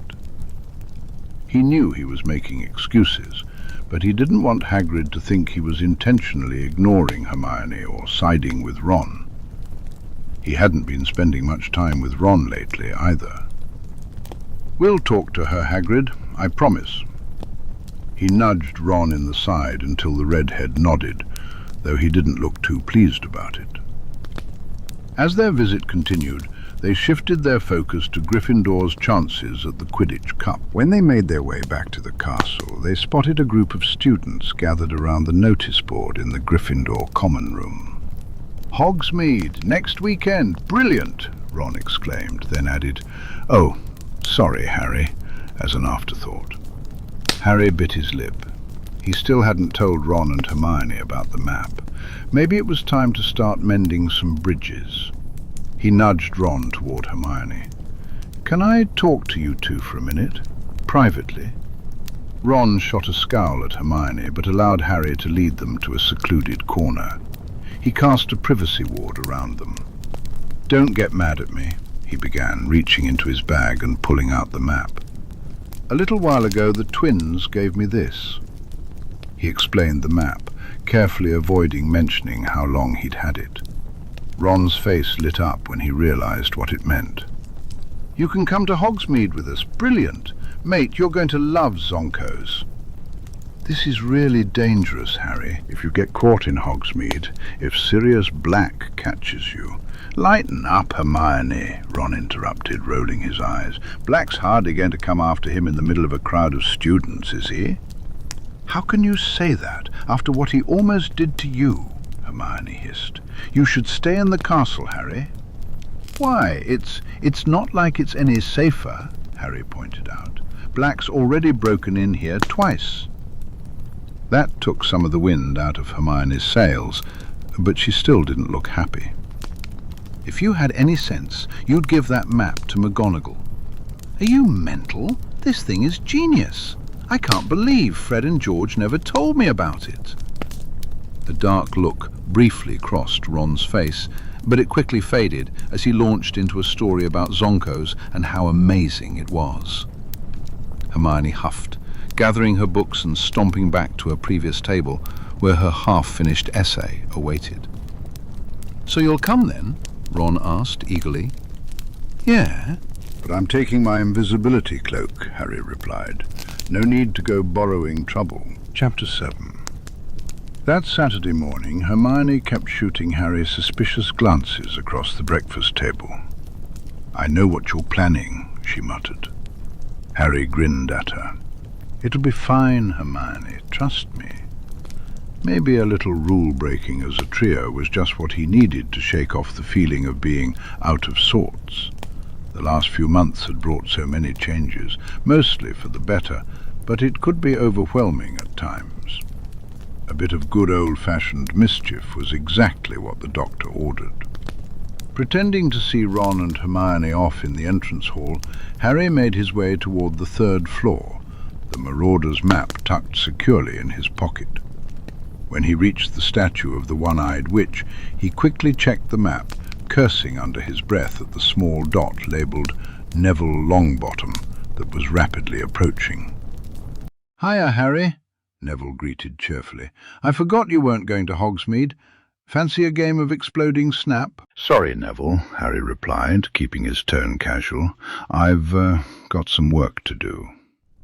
He gave Neville a pointed look, and the other boy's mouth formed an O of understanding. "Did you want any help with it?" Neville asked quietly.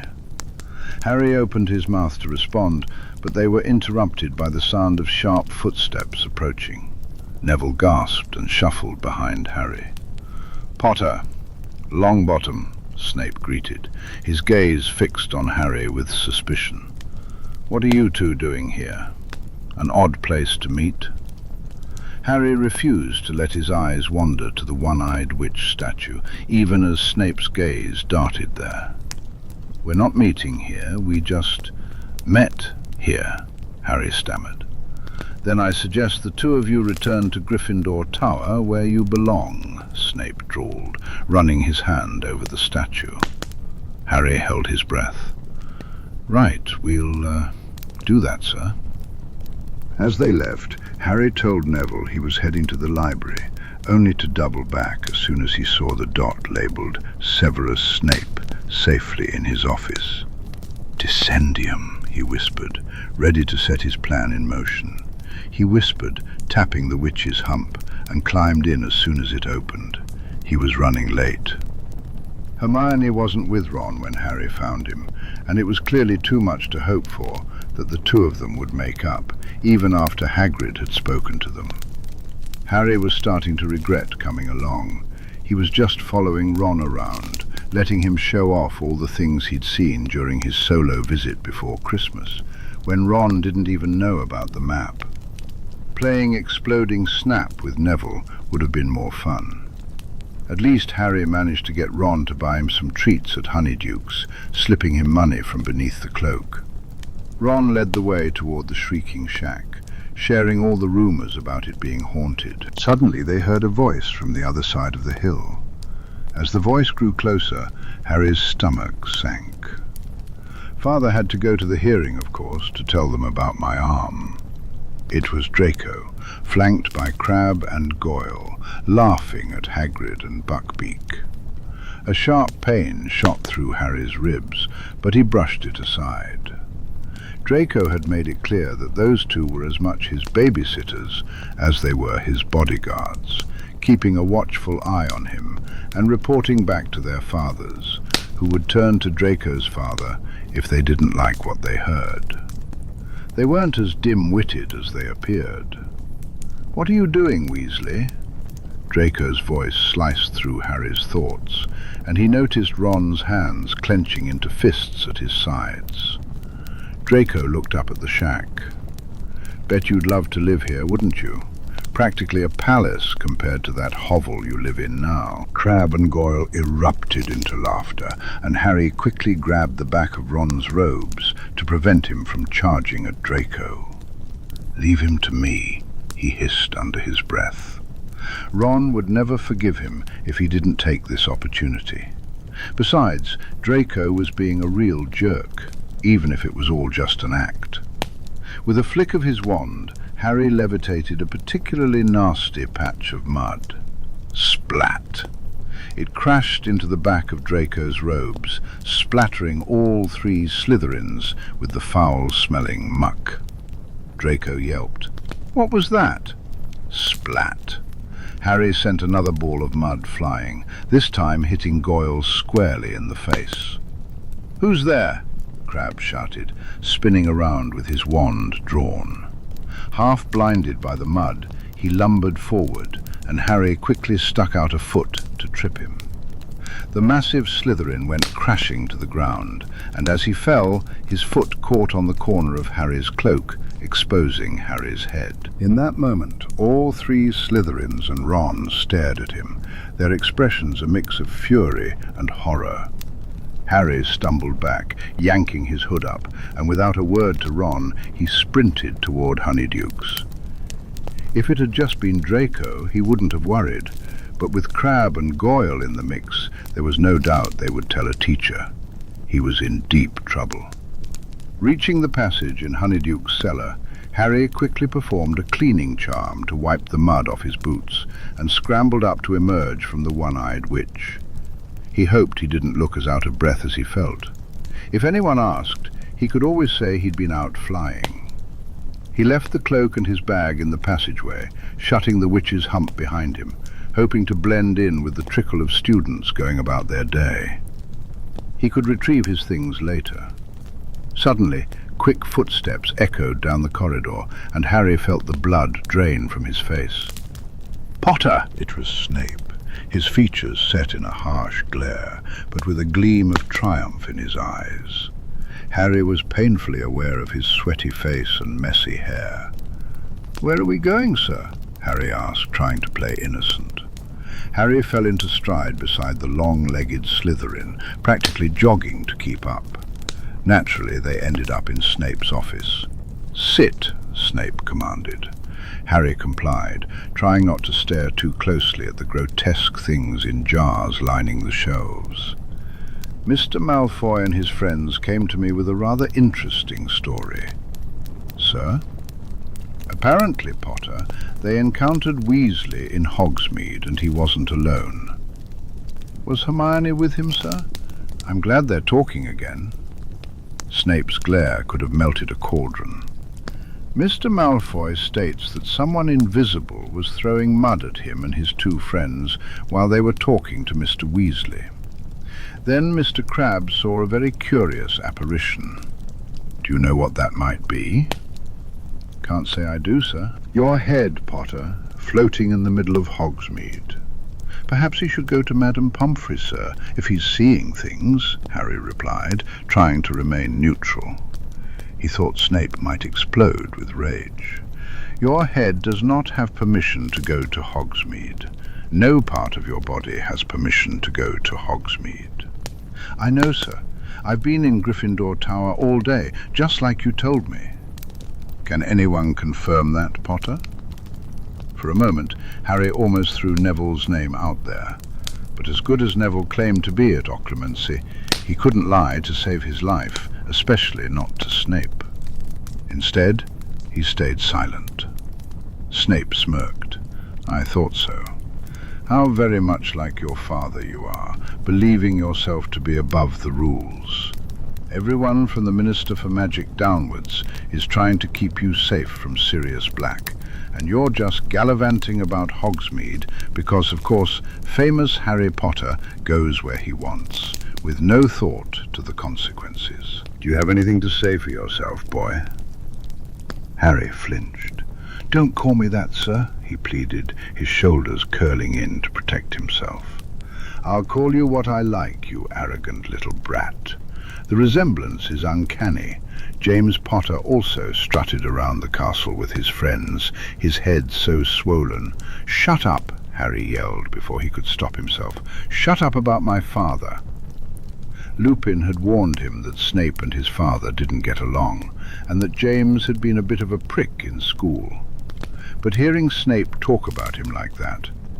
What did you say, boy? Snape's voice dripped with venom. Harry took a step back. I asked you not to call me that, sir, he said weakly. His knees began to shake, and his eyes darted around, bracing for any sudden movements. I hate to think of the stories Lupin's been filling your head with. Acting like James Potter was the best thing to ever happen to this school, spinning tales of glorious heroism. Did he tell you about the time your father and his saintly friends played a prank on me that almost cost me my life? Your father got cold feet at the last minute, but if he hadn't, they all would have been expelled. Snape smirked. No, I don't suppose he shared that tale. Snape straightened abruptly. Turn out your pockets, Potter. Harry startled, but didn't move. I said, turn out your pockets. Mentally cursing, Harry complied, placing a handful of fudge flies and the Marauder's map on the table in front of him. Ron gave those to me, he said hurriedly. After the last Hogsmeade weekend, I was just saving them. How touching. And this? Snape held up the Marauder's map. Harry swallowed, refusing to make eye contact.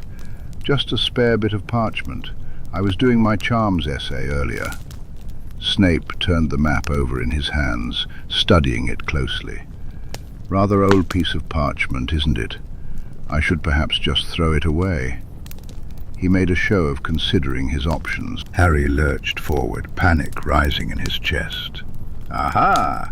What is it really, Potter? Another present from Mr. Weasley? Instructions on how to get into Hogsmeade? Or something else? Snape pulled out his wand and pressed the tip against the paper. Reveal your secrets. Harry's horror grew as the map's creators took turns mocking Snape, the man's face reddening with each insult. I should have known, Snape muttered. He strode across the office, tossing a handful of flue powder into the fire. Lupin, he called into the green flames, I want a word. Moments later, Professor Lupin appeared in Snape's office, looking pleasantly confused as he glanced between Harry and Snape. Severus, he greeted. Harry, what can I do for you? This, Snape said, shoving the map toward Lupin. I found it in Potter's pockets. For a brief moment, Harry thought he saw surprise flicker across Lupin's face as he read the words still shimmering on the map. His lips twitched. "I'm not sure what you want me to do about it, Severus," Lupin replied. "Oh, you know exactly what I want, you..." Snape stopped himself, shooting a glance back at Harry.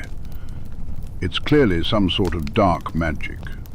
This is supposed to be your area of expertise, Lupin. Where do you suppose Potter got such a thing?" He raised his eyebrows pointedly. Lupin's lips twitched again. Harry sensed that two conversations were happening at once. "It seems like some sort of joke parchment, Severus, designed to insult whoever tries to read it, probably a Zonko's product." "Really?" Snape said flatly. "There's nothing familiar about it to you?"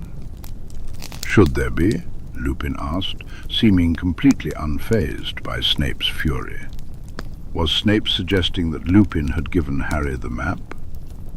"I will have answers, Lupin," Snape growled. Calmly, Lupin took the map from Snape's hands, offering him a friendly smile. "I'd be happy to return this to you, Severus, once I've had a chance to study it further, but I'm sure it's just a harmless prank parchment. Now, if we're done here, I believe Harry has other places to be, don't you, Harry?" Harry wanted to ask for the map back, but he couldn't do that with Snape in the room. "Right, yeah, I'll just be going then." He didn't dare look at Snape as he left the office, his heart racing as he headed to the third floor to grab his bag. Somehow, he had escaped. All he needed to do was ask Lupin for the map back, and then he'd be fine. "Harry!" His head snapped up, and he saw Ron sprinting down the corridor toward him, red-faced. "I tried to get here as fast as I couldn't find you. You all right?" Ron was panting, having clearly run the entire way from Hogsmeade. "Fine. Had a run-in with Snape, but it's okay.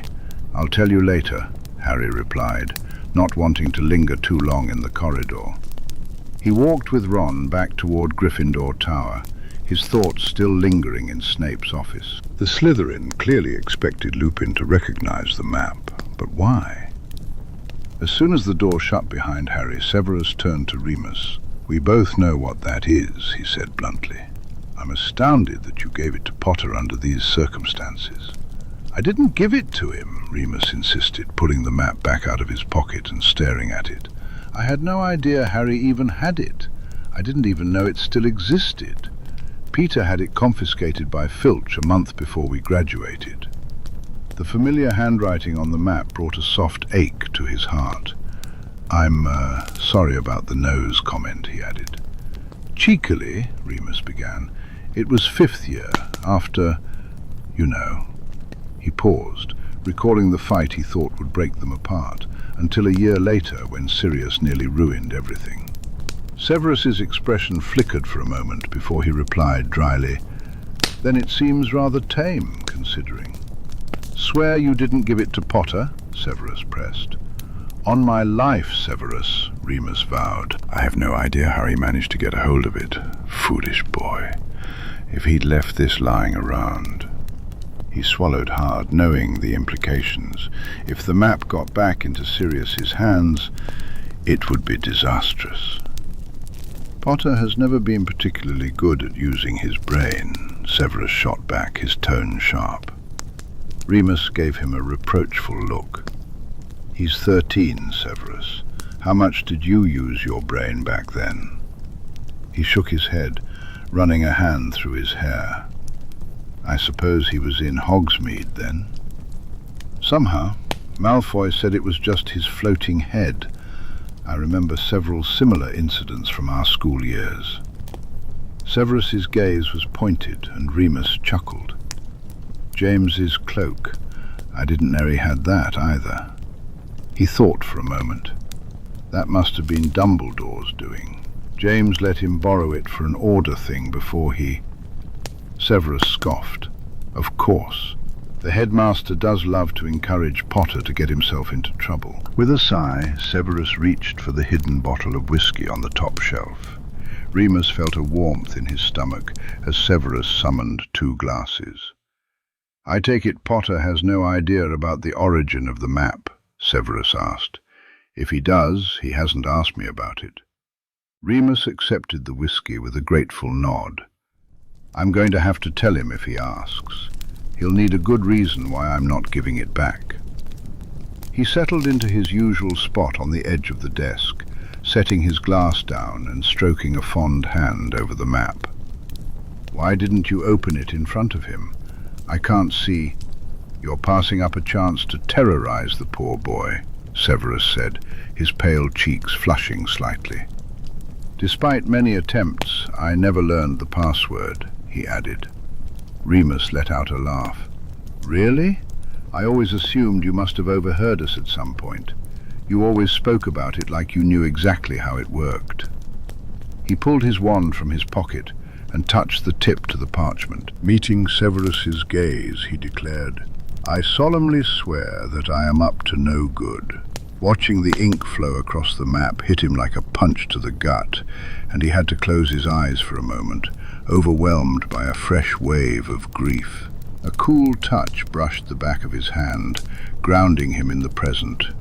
"Our pride and joy," he breathed, opening his eyes to look over the map. Several floors above them, the dot labeled Harry Potter moved alongside Ron Weasley, heading away from the statue of the one-eyed witch. Remus couldn't help but stifle a smile. The legacy of the Marauders, indeed. Merlin, James would be thrilled, his little boy, using the map and the cloak to sneak to Hogsmeade. That's all his dreams come true. Yes, I'm sure he'd be delighted to know his son is putting himself in danger with a mass-murdering lunatic lurking about, Severus retorted sharply. Remus's smile faltered. The map could be useful if Black decides to return. He wasn't sure how he would react if he ever saw the dot labeled Sirius Black reappear on the parchment, but he owed it to Harry to keep an eye out, just in case. "I'll keep it with me and check it when I can." "Not going to take it to Dumbledore?" Severus's voice was laced with taunting. Remus shot him a look. "We both know that would be a terrible idea." Silence settled between them as Remus sipped his whiskey, his eyes drifting back to the map. Merlin, that felt like a lifetime ago. Severus gazed at the enchanted object, surprised to find it again. "He asked me not to call him boy." Remus jumped, pulled from his thoughts. "Pardon?" "Potter," Severus clarified, noticing Remus's confusion. "I called him boy. He had quite the adverse reaction. I've never seen him like that before." "When you say adverse?" "He acted like I was going to hit him." The resignation in Severus's voice made Remus's stomach drop. In the back of his mind, Mooney growled. "Petunia," he spat, tightening his grip around his glass. "If she or that brute husband of hers has laid a hand on my cub—" "Calm yourself, Remus," Severus urged, his fingers brushing against Remus's hand again. He looked displeased, his lips curled in a sneer. "There will come a time when we need to talk to Petunia and see how she's been respecting Lily's memory." That didn't satisfy Remus's inner wolf, but he knew he couldn't just storm off to find Petunia and confront her. "I've failed him in so many ways, Severus," he breathed, anguish heavy in his voice. "Ways he doesn't even realize." "Dumbledore is the only one who has failed him," Severus corrected. "We will do our best to rectify that." Remus stared at the map, watching dozens of dots flood the entrance hall as they returned from Hogsmeade. He wasn't sure his best would be enough. Later that evening, Harry knocked on the door of Professor Lupin's office, biting his lip anxiously. When the professor answered, there was a knowing look in his eyes. "Professor Lupin, about that parchment that Professor Snape took from me, I was hoping I could have it back." "No, Harry, you cannot have the map back."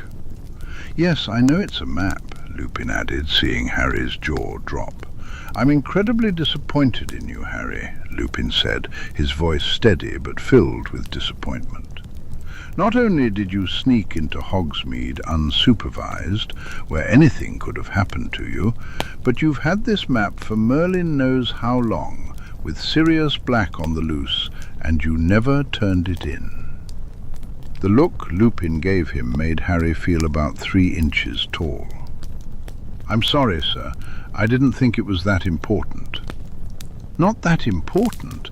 Harry, you've already seen what Black can do with things left lying about," Lupin exclaimed, frustration evident in his tone. Even Neville had only just been told the password to the common room. "But he wouldn't know how to use it. It'd just insult him like it did to Snape," Harry protested. "Are you so sure about that?" Lupin replied, pulling the map out of his pocket and laying it flat on his desk. "I solemnly swear that I am up to no good," he declared. Harry gaped as the map sprang to life. "But how? When I told you months ago that you used to call me Uncle Remus, I suppose I was lying to you a little," Lupin admitted, shifting the subject. Harry blinked, trying to process the change. "Remus is a bit hard for a 1-year-old to say, after all. You much preferred to call me Uncle Mooney." "Well," he added with a wry smile, "it came out more like Uncle Mooey. You struggled with your N's, you see." Harry's eyes were drawn to the greeting at the top of the map, and as he looked back up at his professor, shock began to dawn on him. Remus Lupin, Peter Pettigrew, Sirius Black, and James Potter, also known as Mooney, Wormtail, Padfoot, and Prongs, Lupin announced, offering a little bow. "At your service. Well, what's left of us, at least." "What?" Harry could hardly believe it. "The map was my dad's?" "Not solely his. It took all 4 of us to figure the spells out. 3, really. Peter was never that great with a wand. We finished it early in our 5th year," Lupin explained, a hint of nostalgia in his voice, "helping us in our mischief-making ways. It got confiscated in our 7th year. I didn't expect Filch to keep it." Lupin looked at Harry with curiosity. "I have to ask, Harry, how did you come to own the map?" "A friend gave it to me," Harry replied evasively, not wanting to implicate anyone. Lupin stared at him for a long moment before breaking into a smile. "The Weasley twins, I presume. That would explain a lot about them. Well, I suppose I can't ask for a better successor. Some of their work is truly fantastic. I thought Severus would never get his hair back to the right color after that little prank they pulled before Christmas." "They worship you," Harry blurted out. "The Marauders, I mean. They think you're the best thing ever." He wondered what the twins would do if they knew they were being taught by a real live Marauder. This thought made Lupin chuckle. "I'm glad to hear our legacy is being carried on, but that doesn't mean you can tell them, Harry," he added. "I'm sharing this with you because it's about James, and because you need to understand how dangerous it is to have this map. Sirius Black helped create it. If it ended up in his hands, he could find you anywhere in the castle. I can't let you have it back. I'm sorry." Harry winced. If he had known, he never would have kept the map. Then a thought struck him. "Don't take it to Dumbledore." "Beg your pardon, Harry?" "Don't take the map to Professor Dumbledore, please." If Dumbledore found the map, if he had another way of monitoring Harry, he was in serious trouble. Lupin furrowed his brow. "I wasn't planning on doing that. But why don't you want it going to the headmaster?" Harry glanced down at the map and then back up at Lupin, deciding to take a risk. Lupin had been honest with him so far. Professor Dumbledore put a curse on my magical core to block me from my family magic, Harry began, but Lupin's eyes widened in alarm. Harry rushed to explain everything about his trip to Gringotts, including the compulsion charm, and why he suspected Dumbledore was behind it. I shouldn't have told you that. He can read minds, and if he finds out, he'll know I know, and I'm done for. His voice was tinged with panic. Lupin placed his hands gently on Harry's shoulders, squeezing reassuringly. You're fine, Harry. Your secrets are safe with me. I have, let's call them natural mental defenses. Dumbledore has never been able to read my mind. Harry let out a sigh of relief. Lupin released him and began to pace the length of the desk. Of all the things, I knew he was bad, but I never thought. Merlin to block your family magic. He turned to Harry abruptly. You're sure the block is gone? The goblin said it was, yeah. Lupin exhaled, relief washing over his features. Good, good. When James turned 17, the boost in magic from his family line nearly cracked all the windows in the dorm. That, combined with the Black family and Slytherin, good grief, to have that kind of power surge trapped inside you with a magic blocker, could level the school when you come of age. His expression suddenly shifted, colour drained from his face. Harry's heart skipped a beat, a chill running through him. Was that what Dumbledore wanted? Who else have you told? Neville knows almost everything. The twins know I'm taking up my family seat, but they don't know about the block and a few other kids. Apparently, word got around among the heirs that the House of Potter is back on the playing field. You have to be incredibly careful, Harry. If the wrong person finds out what you know, I don't need to tell you how badly that could end up for you. Lupin's words sent a wave of unease through Harry's stomach. He was all too aware of the precarious situation he was in. I don't know what to do, he admitted. I've been reading as much as I can about the old bloodlines, what it means to be an heir and family magic, Harry admitted in a meek voice. But I don't know what I'm doing. I don't understand why Dumbledore wants to keep this from me, and I don't know who I can trust. If I tell the wrong person, I could die. Suddenly, Lupin's arms wrapped around his shoulders, pulling him in close. Harry buried his face in the man's robes, squeezing his eyes shut against the tears threatening to spill over. Easy, cub, easy. It's all right, Lupin soothed, one broad hand rubbing across Harry's shoulders. The embrace felt different from any he had experienced before. Lupin might have looked fragile, but the wiry strength in his arms made Harry feel safe, secure. It felt like a parent's hug, not like Mrs. Weasley's, which always threatened to crush him. This was just warm. Albus Dumbledore is not going to hurt you anymore, I promise you that, Lupin vowed fiercely, his lips pressed against Harry's hair. You've done so well, cub. You've been so brave. But you don't have to do this alone anymore. I'm always alone, Harry muttered bitterly. Lupin pulled back enough to meet Harry's gaze, and for a moment Harry could have sworn the man's eyes flashed gold. It was probably just the light. Not anymore, Lupin growled firmly. Never again. I've let you down for far too long.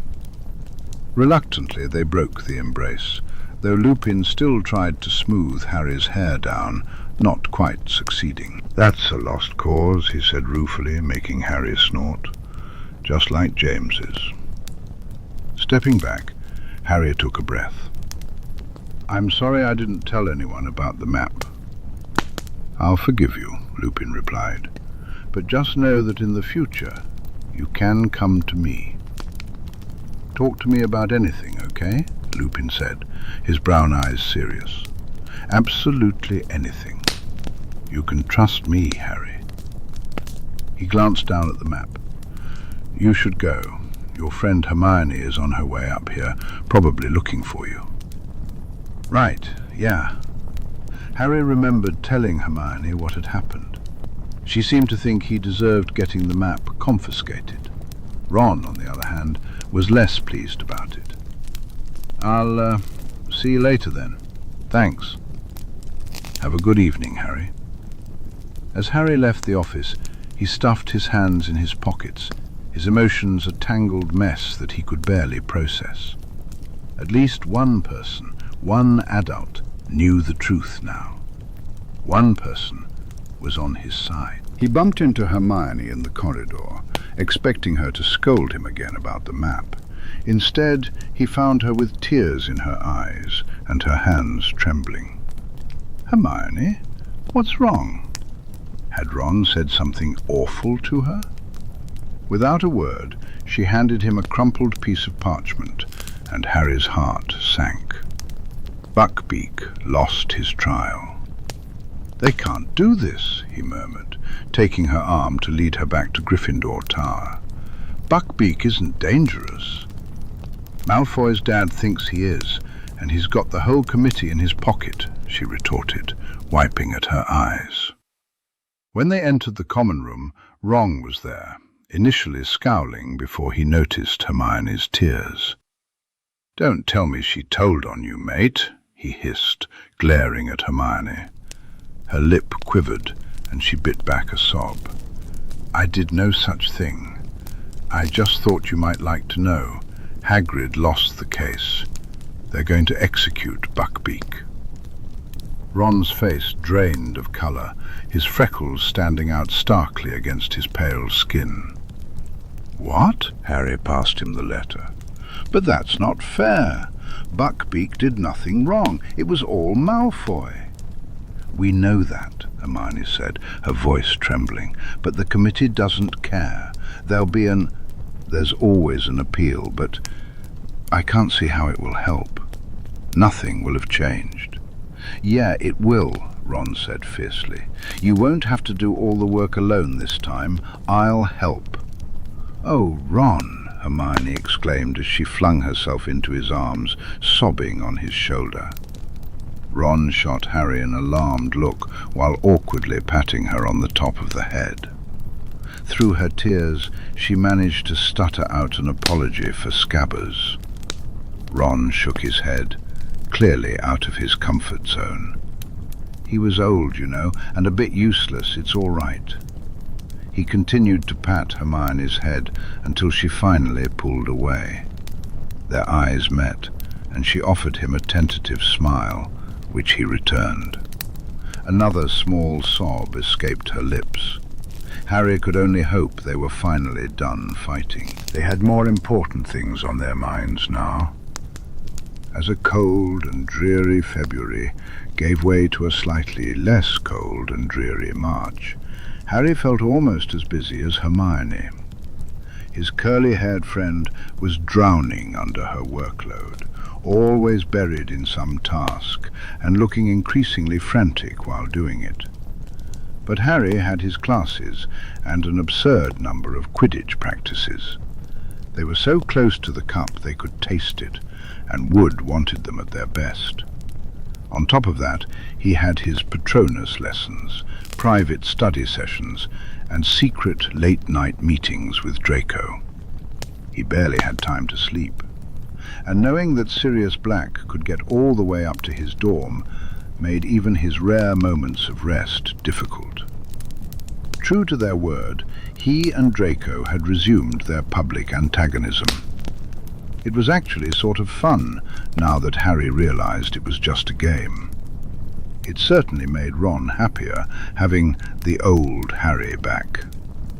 That thought brought a wave of guilt, but Harry shook it off. They managed to meet about once a week, never in the same place twice, arranging their meetings by slipping little notes into each other's pockets, or whenever they had one of their fights. It was more challenging now that Harry didn't have the map, but he was managing.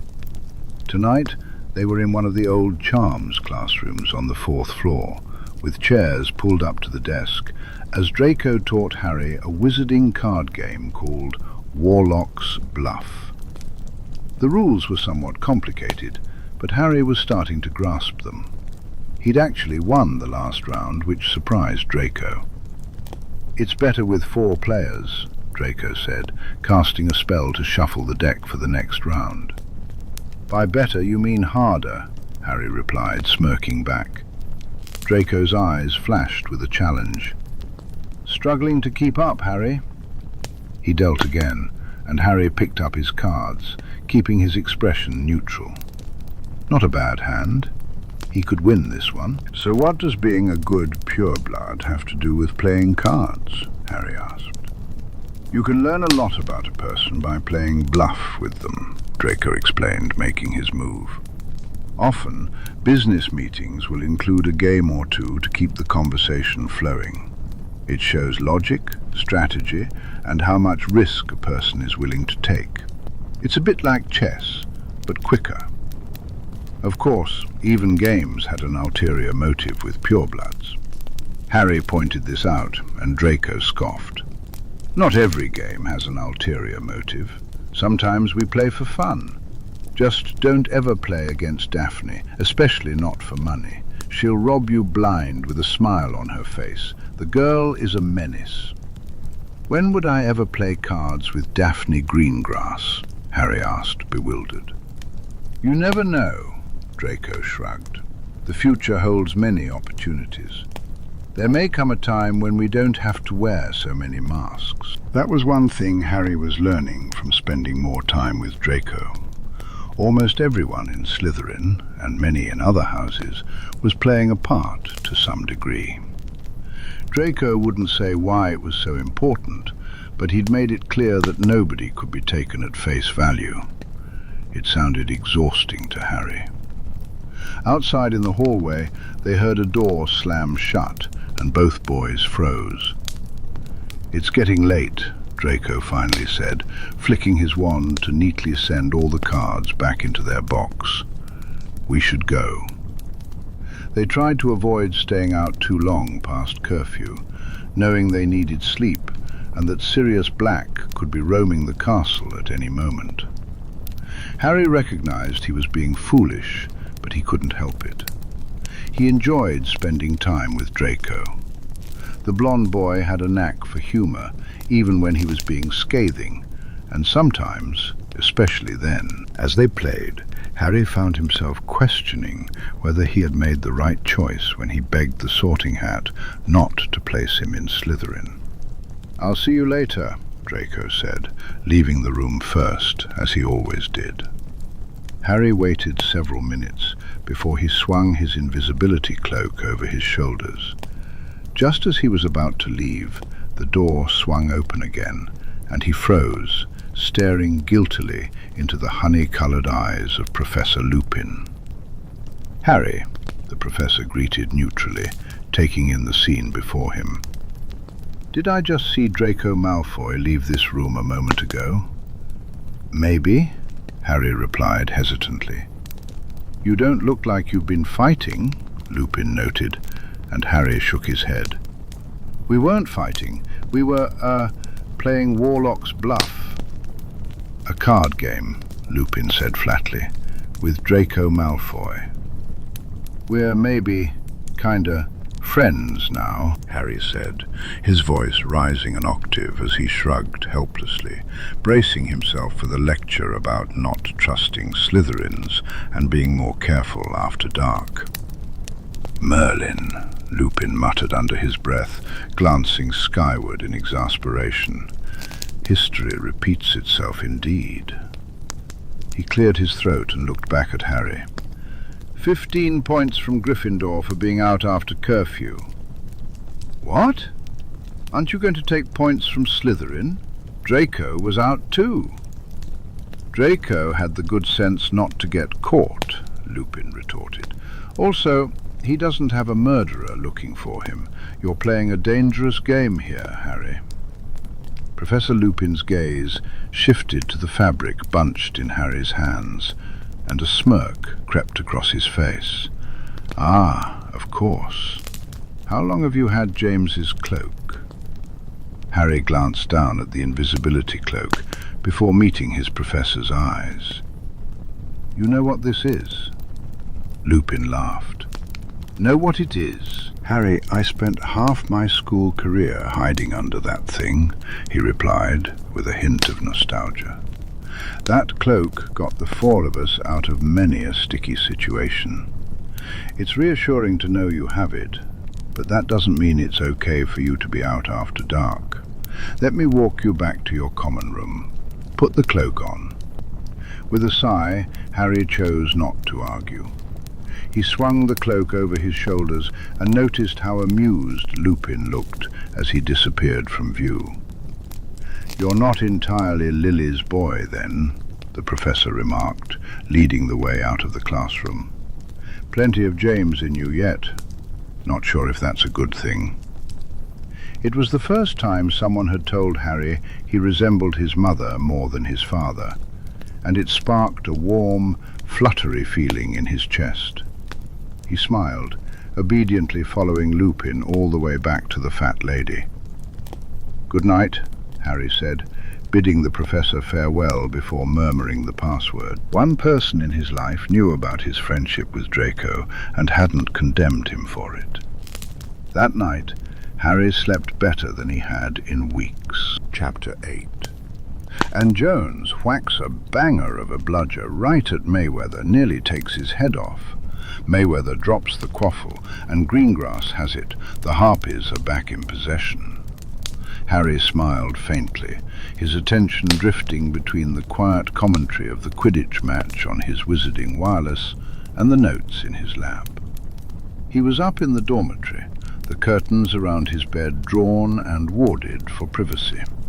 His password-protected notebook rested on his legs, while, never unarmed, the theory of wandless magic lay open beside him. Hermione was off in the library, as usual, and Ron was either with her, helping with Buckbeak's case, or had given up and sought out Dean and Seamus. Harry had spent some time with them, but when their bickering became overwhelming, he'd made the excuse of needing to talk to Lupin about his Patronus lessons. Although they had banded together against the Ministry's ridiculous creature laws, that didn't quite restore their friendship. At least it meant he had an hour of free time. Perfect timing for the Holyhead Harpies match against the Ballycastle Bats. It was also an ideal moment for Harry to review the notes he had been compiling over the past few months. Thankfully, his notebook was charmed to add pages as needed, and it was bursting with scrawled notes, diagrams, and half-hearted attempts at family trees as he tried to unravel the complicated world of British pure-blood families. If he were more like Hermione, he'd have some sort of organizational system to separate his spell-related research from his history notes. But he wasn't, and chaos seemed to suit him just fine, so he continued to write wherever he pleased. Currently, he was comparing his notes from Reaching Your Core, a guide to understanding your magic, with the text in Never Unarmed, his quill tapping thoughtfully against his lower lip. Since entering the wizarding world, wandless magic had been hailed as the pinnacle of magical power, and Harry was eager to explore that potential. Only extraordinary people, like Albus Dumbledore, could truly master wandless magic. But Harry couldn't help but wonder why children often experience bursts of it. Many of the books he read mentioned that an immature core was more volatile, and that training with a wand helped direct that energy. The downside was that it made accessing magic without a wand much more difficult. Sure, in moments of extreme stress or urgency, people could perform wandless magic, but those instances were rarely intentional. This puzzled Harry, especially since many texts on inheritance magic suggested that certain talents were innate and wandless, like the powers of metamorph magi or soothsayers, as well as affinities for mind magic, and animagus transformations. Some abilities were exclusive to specific bloodlines, but many were accessible to any witch or wizard willing to put in the effort. Family magics simply made the process easier. Harry recalled that a wand wasn't necessary for occlumency, nor was it needed for an animagus to transform once they had mastered the initial process. They channeled magic directly from their core, and that had to be the connection. Never Unarmed discussed being in tune with your magic, using your fingers instead of a wand, and learning to push magic through your body rather than relying on a focus. Even for Harry, whose magic had been buzzing beneath his skin since the goblins had released the blocks, that concept felt exhausting. He had tried all the exercises in the book, holding his wand in one hand while attempting to cast with the fingers of his dominant hand. It felt like trying to push concrete through a sieve. He was convinced the book was wrong. Reaching your core had taught him a great deal, as had the texts on core blocks and family magic. Wandless magic wasn't about turning your fingers into a focus. It was about completely bypassing the focus and simply letting your core breathe. And the Harpies score! Owens had better hurry up, or even the snitch won't save the bats. Today, Quaffle is back with Fawley, and to Kinnock. Harry tuned out the Quidditch match, closing his eyes and taking a steadying breath. With all the meditation exercises he'd been learning, it was easy to sink deep into that quiet corner of his consciousness where his core resided, the magic humming softly within him. He wondered if it was like this for everyone, or if he was somehow different. At just 13, surely he couldn't be that powerful, could he? None of his teachers had ever mentioned focusing inward on one's magic, or described any buzzing sensations. Maybe it was an uncommon practice, and if others tried it, they'd feel the same. He thought he might ask Neville about it sometime to see what his friend thought. Delving deeper, he surrounded himself with the humming, the warmth of his magic washing over him like rays of sunlight on his skin. Even now, months after the blocks had been removed, it felt unsettled, as if it was trapped in a space too small, crammed into his body like he had been crammed into the cupboard under the stairs at the Dursleys. He hoped he'd grow a few inches and maybe put on some muscle. That might help his magic feel more at ease. Dumbledore was quite tall. Was that because he needed to contain more magic? Drawing his focus back to the task at hand, Harry continued to breathe steadily, raising his right hand slowly. He opened his eyes, and to his surprise, his fingertips were glowing. "Wingardium Leviosa," he whispered, directing his gaze at the hefty book beside him. The humming grew more urgent, his veins tingling with energy. Slowly the book began to rise off the bed. A grin tugged at Harry's lips, until suddenly a door slammed, and the book fell back onto the mattress. The connection was gone, the humming almost silent. "Harry, are you back yet? Hermione's a nightmare, honestly." It was Ron. Harry scowled to himself. He'd been making real progress. Hurriedly, he stuffed his book and notebook under his pillow.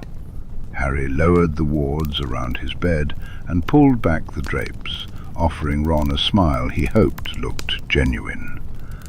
"Couldn't make it to curfew?" he asked with a hint of sarcasm, watching as Ron's frown deepened. Just as Ron opened his mouth to respond, his gaze shifted to the wireless. "Owens is diving, but Griffiths is right on his tail. Who will reach the snitch first? They're neck and neck. If they keep this up, they'll hit the ground. Griffiths is pulling even, and Merlin's beard, what a catch!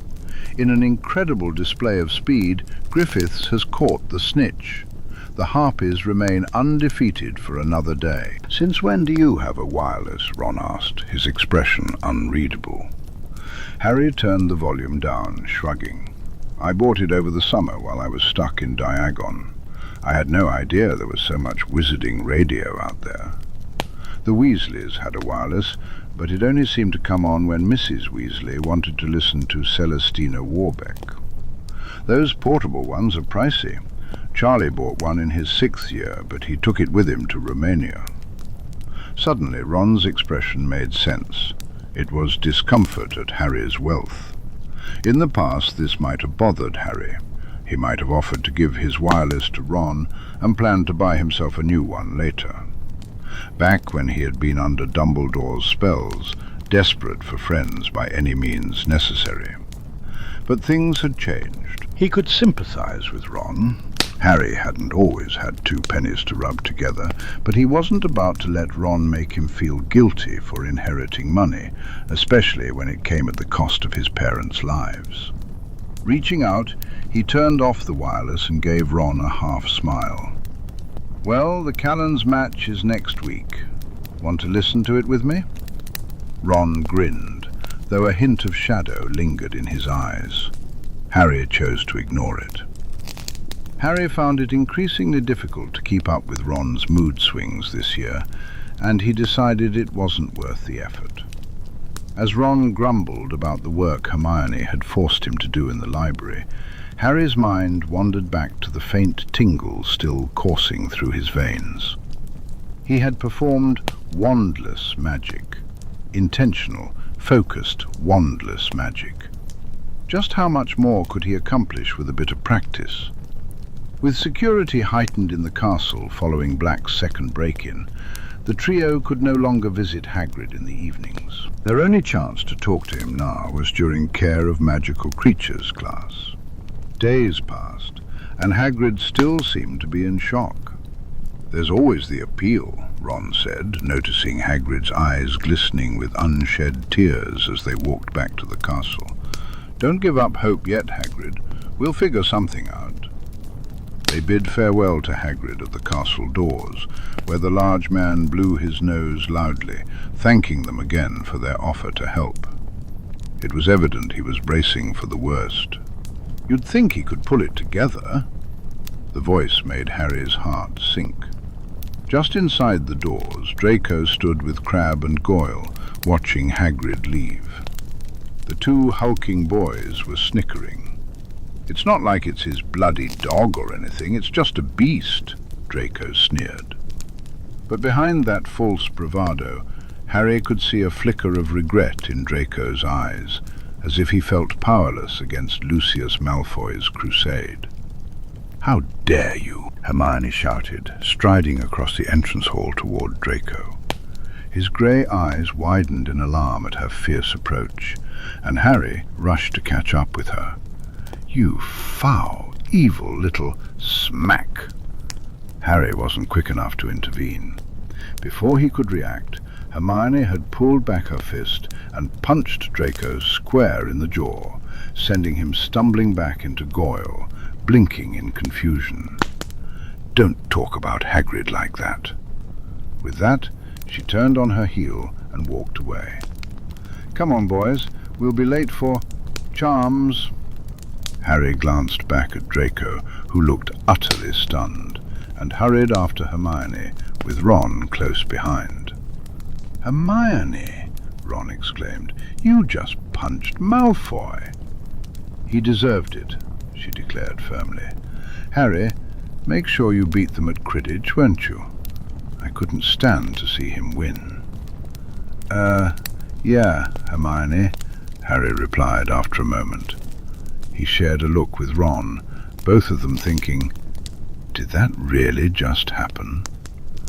"I'll try my best." With a huff, Hermione continued on her way to class. Harry eased the door open to the classroom, praying they weren't late.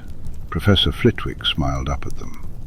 "There you are, boys. Settle down now. Take your seats." Harry glanced over his shoulder. Hermione was nowhere to be seen. Where had she gone? "She was just behind us," Ron muttered, equally confused. "Maybe she dropped something." But Hermione didn't reappear.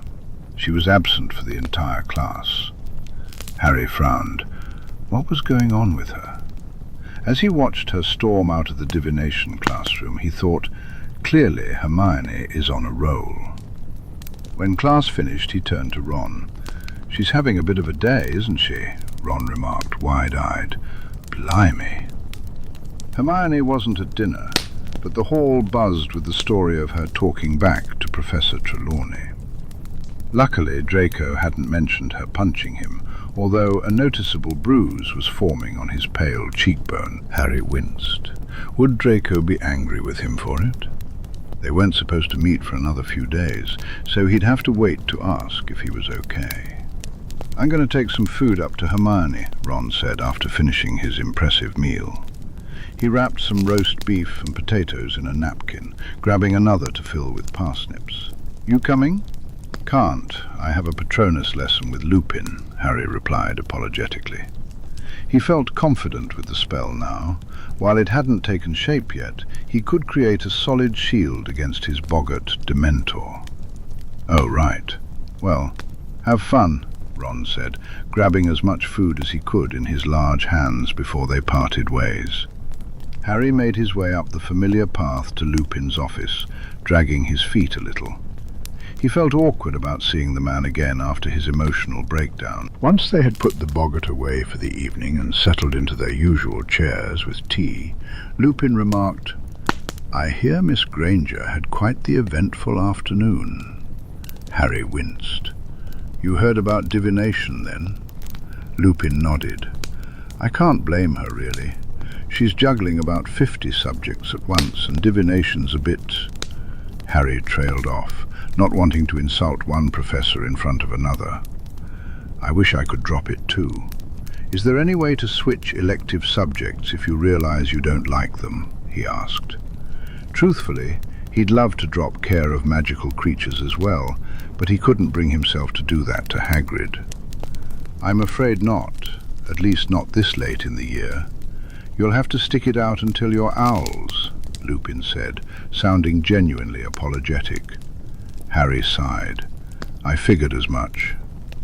You could always study independently for a different elective, arithmancy or ancient runes, or even both. You don't have to be enrolled in the class to take the owl if you contact the ministry about it. Your mother took an owl in Muggle studies without ever attending a single class.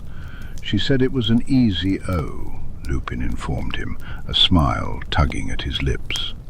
Harry hadn't realized that was an option. It'd be harder to teach myself runes and arithmancy, though. Muggle studies it's easy, especially if you grew up with them. A memory flashed in Harry's mind. You were top of your class in runes, weren't you? He recalled the yearbook mentioning it. Indeed I was, and I placed third in arithmancy. Only your mother and Sirius beat me there. I'd be happy to help however I can if you decide to pursue that path. No disrespect to my colleagues, but divination and care of magical creatures aren't exactly the most useful subjects out there. A thoughtful hum escaped Harry as he leaned back in his chair. Maybe after Quidditch, he said, glancing at the calendar. The match against Slytherin was looming, and he had little free time as it was. Naturally, just focus on beating Slytherin for now, Lupin agreed with a chuckle. I know we're not supposed to play favourites, but I bet Severus 5 galleons you'd win. He seems to think Mr. Malfoy can pull it off, even after his injury. Harry tried to picture Professor Snape placing a bet on Quidditch, even if it was in Slytherin's favour. You know, Professor, I think the Snape you know and the Snape I know are two very different people. Lupin laughed, the sound clear and somewhat raspy, filling the quiet office. I should certainly hope so, Harry, he replied, a peculiar look in his eyes. Severus really isn't as bad as he seems. He just has a reputation to uphold. Harry made a face that conveyed exactly what he thought of that. If you say so, Professor. Speaking of reputations to uphold, Lupin drawled, leaning forward slightly in his chair. Draco Malfoy. Care to share? Harry's cheeks flushed and he nearly spilled his tea. "What? I don't know what you mean. We're just friends." Remus stared at the teenage boy in front of him, red-faced and fidgeting with his hands, clearly uncomfortable. "No," Harry replied, his cheeks flushing even brighter. "I'd say that just friends is baffling enough on its own." "You can tell me anything, Harry. There's no judgment here," Remus encouraged. "Even if you're dating a Malfoy," he thought to himself, imagining how Lily would handle this. "Just act like she did when she found out about Severus." "There's not much to tell, really. I bumped into him in Diagon Alley before school started, and he was civil. I think we just got off on the wrong foot as first years. Ron's always been worse at antagonizing him than I have. And now, without any pressure, I just don't want to fight him." Then he found out about the whole heir thing. Okay, he found out because I told him, and he's actually been really helpful with that. Obviously he was raised as pure blood as it gets, so he knows all about the old traditions, even more than Neville does. So we were civil, and then we kept running into each other, and we kind of just became friends. Now we meet up when we can, which isn't that often because there's no way we could do it during the day when someone might see us. But I promise I'm really careful when I'm out after curfew. I always wear the cloak." As Harry rambled on, barely pausing for breath, Remus's eyes widened, and the whole situation became abundantly clear. "Oh, cub, you have no idea, do you? Forget what Lily would do. Prongs would be laughing himself sick at his oblivious little boy." "I'm glad to hear you're not letting those prejudices about Slytherins get in your way," Remus said eventually. "More students could benefit from that. But Harry, you must be careful. He is still a Malfoy after all." "That doesn't make him evil," Harry shot back, his voice tinged with anger. Remus raised a placating hand. "I didn't mean it that way. All I meant was he's still Lucius Malfoy's son. You need to be cautious." His father is an awful man," Harry said, his expression darkening as he spoke. "I don't know much about his mum, but his dad—" He trailed off, shaking his head.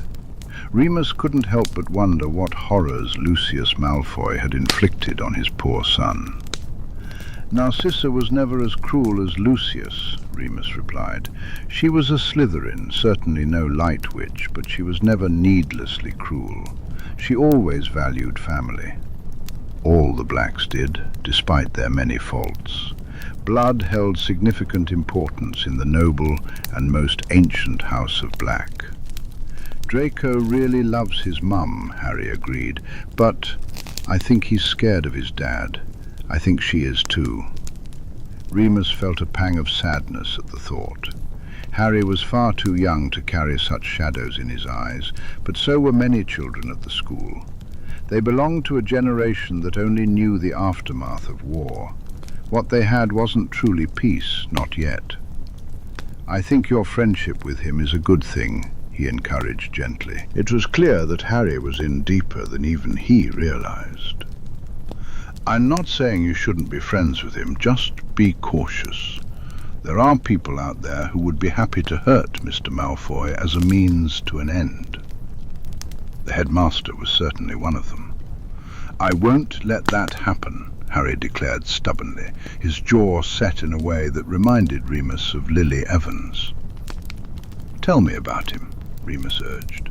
"The Draco Malfoy that you know, not the one that everyone else sees." If he was reading the situation correctly, he would be getting to know Draco Malfoy quite well in the future. Later, when Harry was undoubtedly tucked up in Gryffindor Tower, hopefully not having late-night liaisons with Draco Malfoy, Remus fled down to Severus's quarters. Harry felt a wave of relief wash over him when the potions master granted him entry. Severus had shed his teaching robe. Now wearing just a crisp white button-up shirt and black trousers, his feet bare against the cool floor. Remus swallowed hard, feeling a bit parched. "Evening, Severus," he greeted. "To what do I owe the pleasure?" Severus replied, his tone aiming for exasperation but missing the mark by a hair. Remus couldn't help but stifle a smile as he settled into the soft embrace of the black leather sofa. Severus occupied the armchair, a glass of white wine resting at his elbow. With a flick of his wand, he summoned the bottle and poured a second glass, sending it over to Remus before he could even ask. "Draco Malfoy is your godson, correct?" Remus inquired, once the wine was safely in his hand. Severus raised an eyebrow, his interest piqued. "Yes. Why, what has the little whelp done now?" The fondness in Severus's voice was unmistakable, even if he was trying to sound annoyed. "He's befriended Harry Potter, apparently." Remus couldn't help but chuckle as Severus nearly spilled his wine in surprise. "He what?" Remus shared the details he had gathered from Harry, some of it, not all, as he didn't want to betray his cub's confidence. "It seems they're quite close now. I dare say Harry even has a bit of a crush." It was definitely more than just a bit of a crush, but he didn't want to give Severus a heart attack.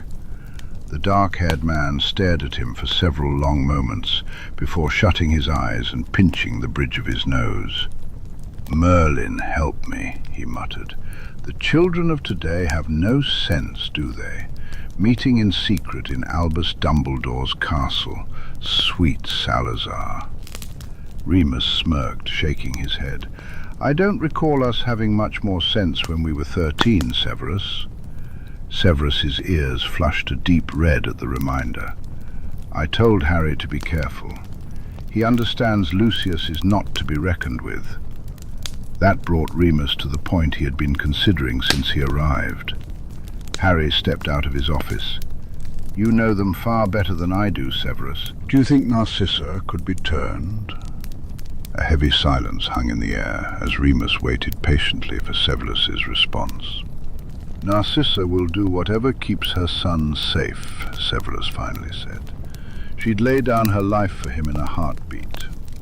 He pushed his long hair back from his eyes and propped his feet up on the coffee table. Remus felt a flutter in his stomach, surprised by how comfortable Severus seemed around him, but he pushed the feeling down, a skill honed over the years. "I've often wondered if there's a safe way to remove Narcissa and Draco from Lucius's influence, should the worst come to pass. She follows him out of fear, not love.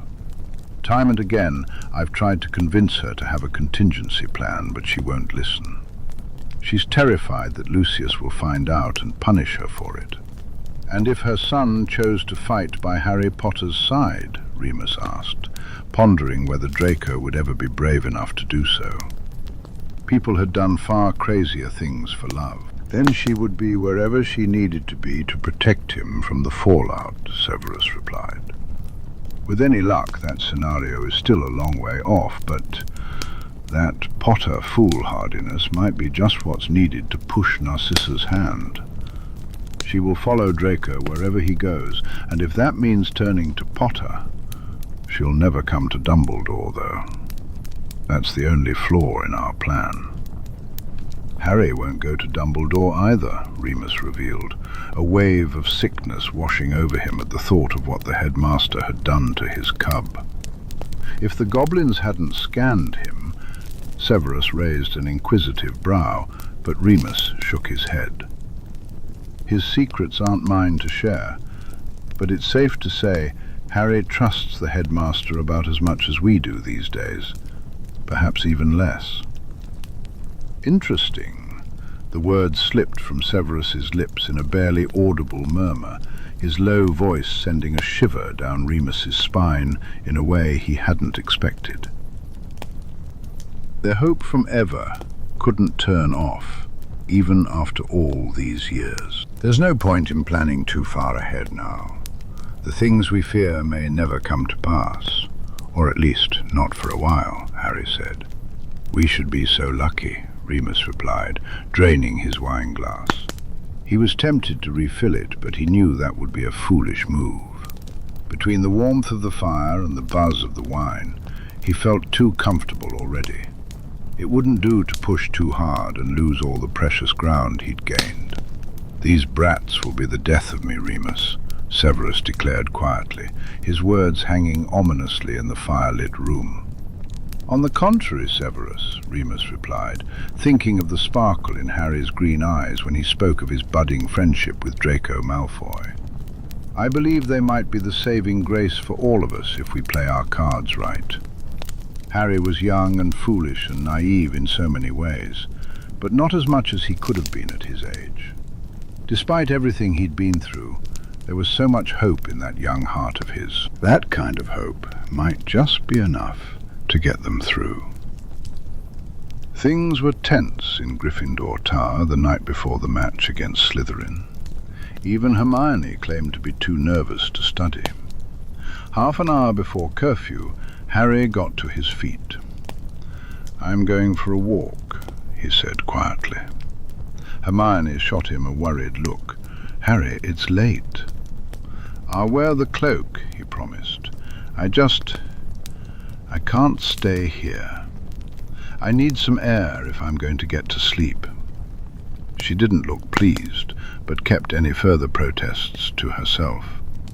"Just be careful," she murmured, watching him sneak up the stairs just enough to put on the invisibility cloak in privacy.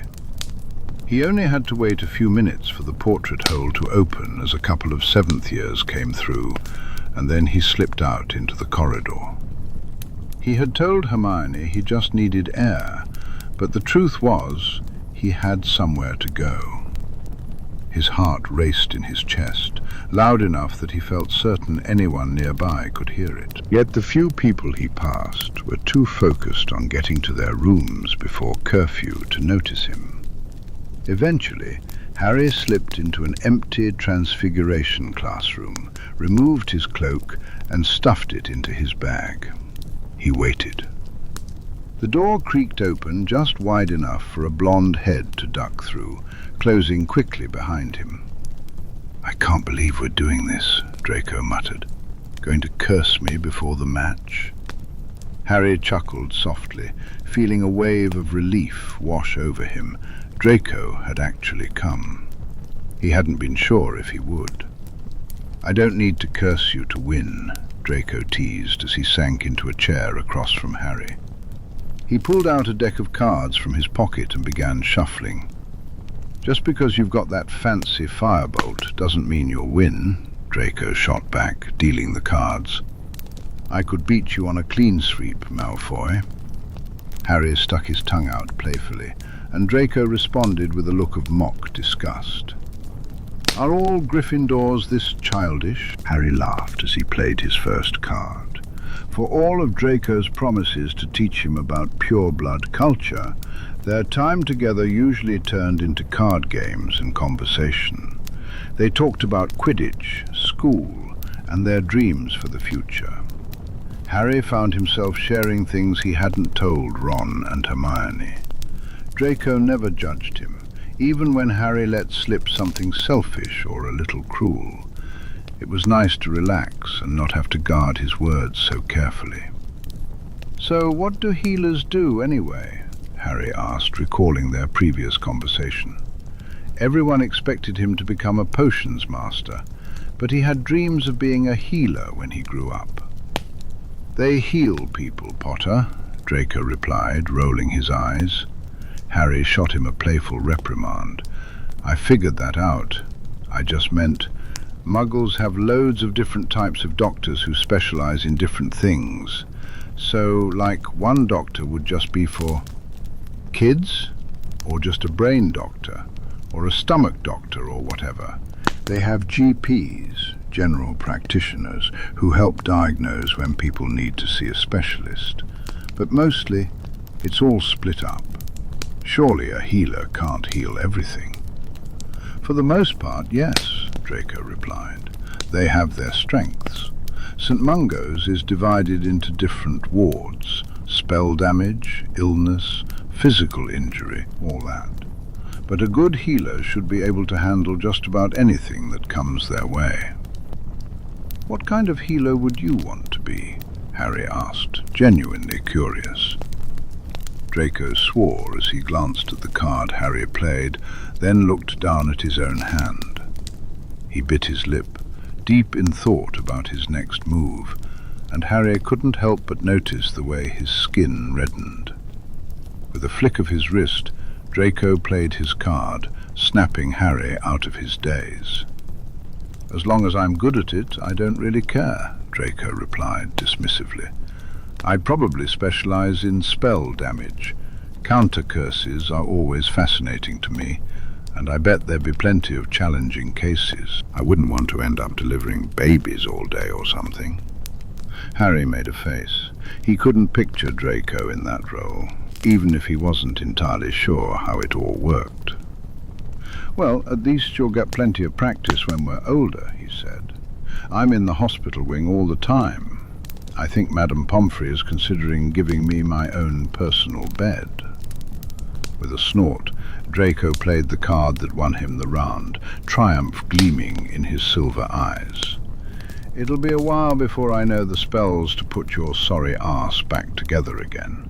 Do try not to get yourself killed before then."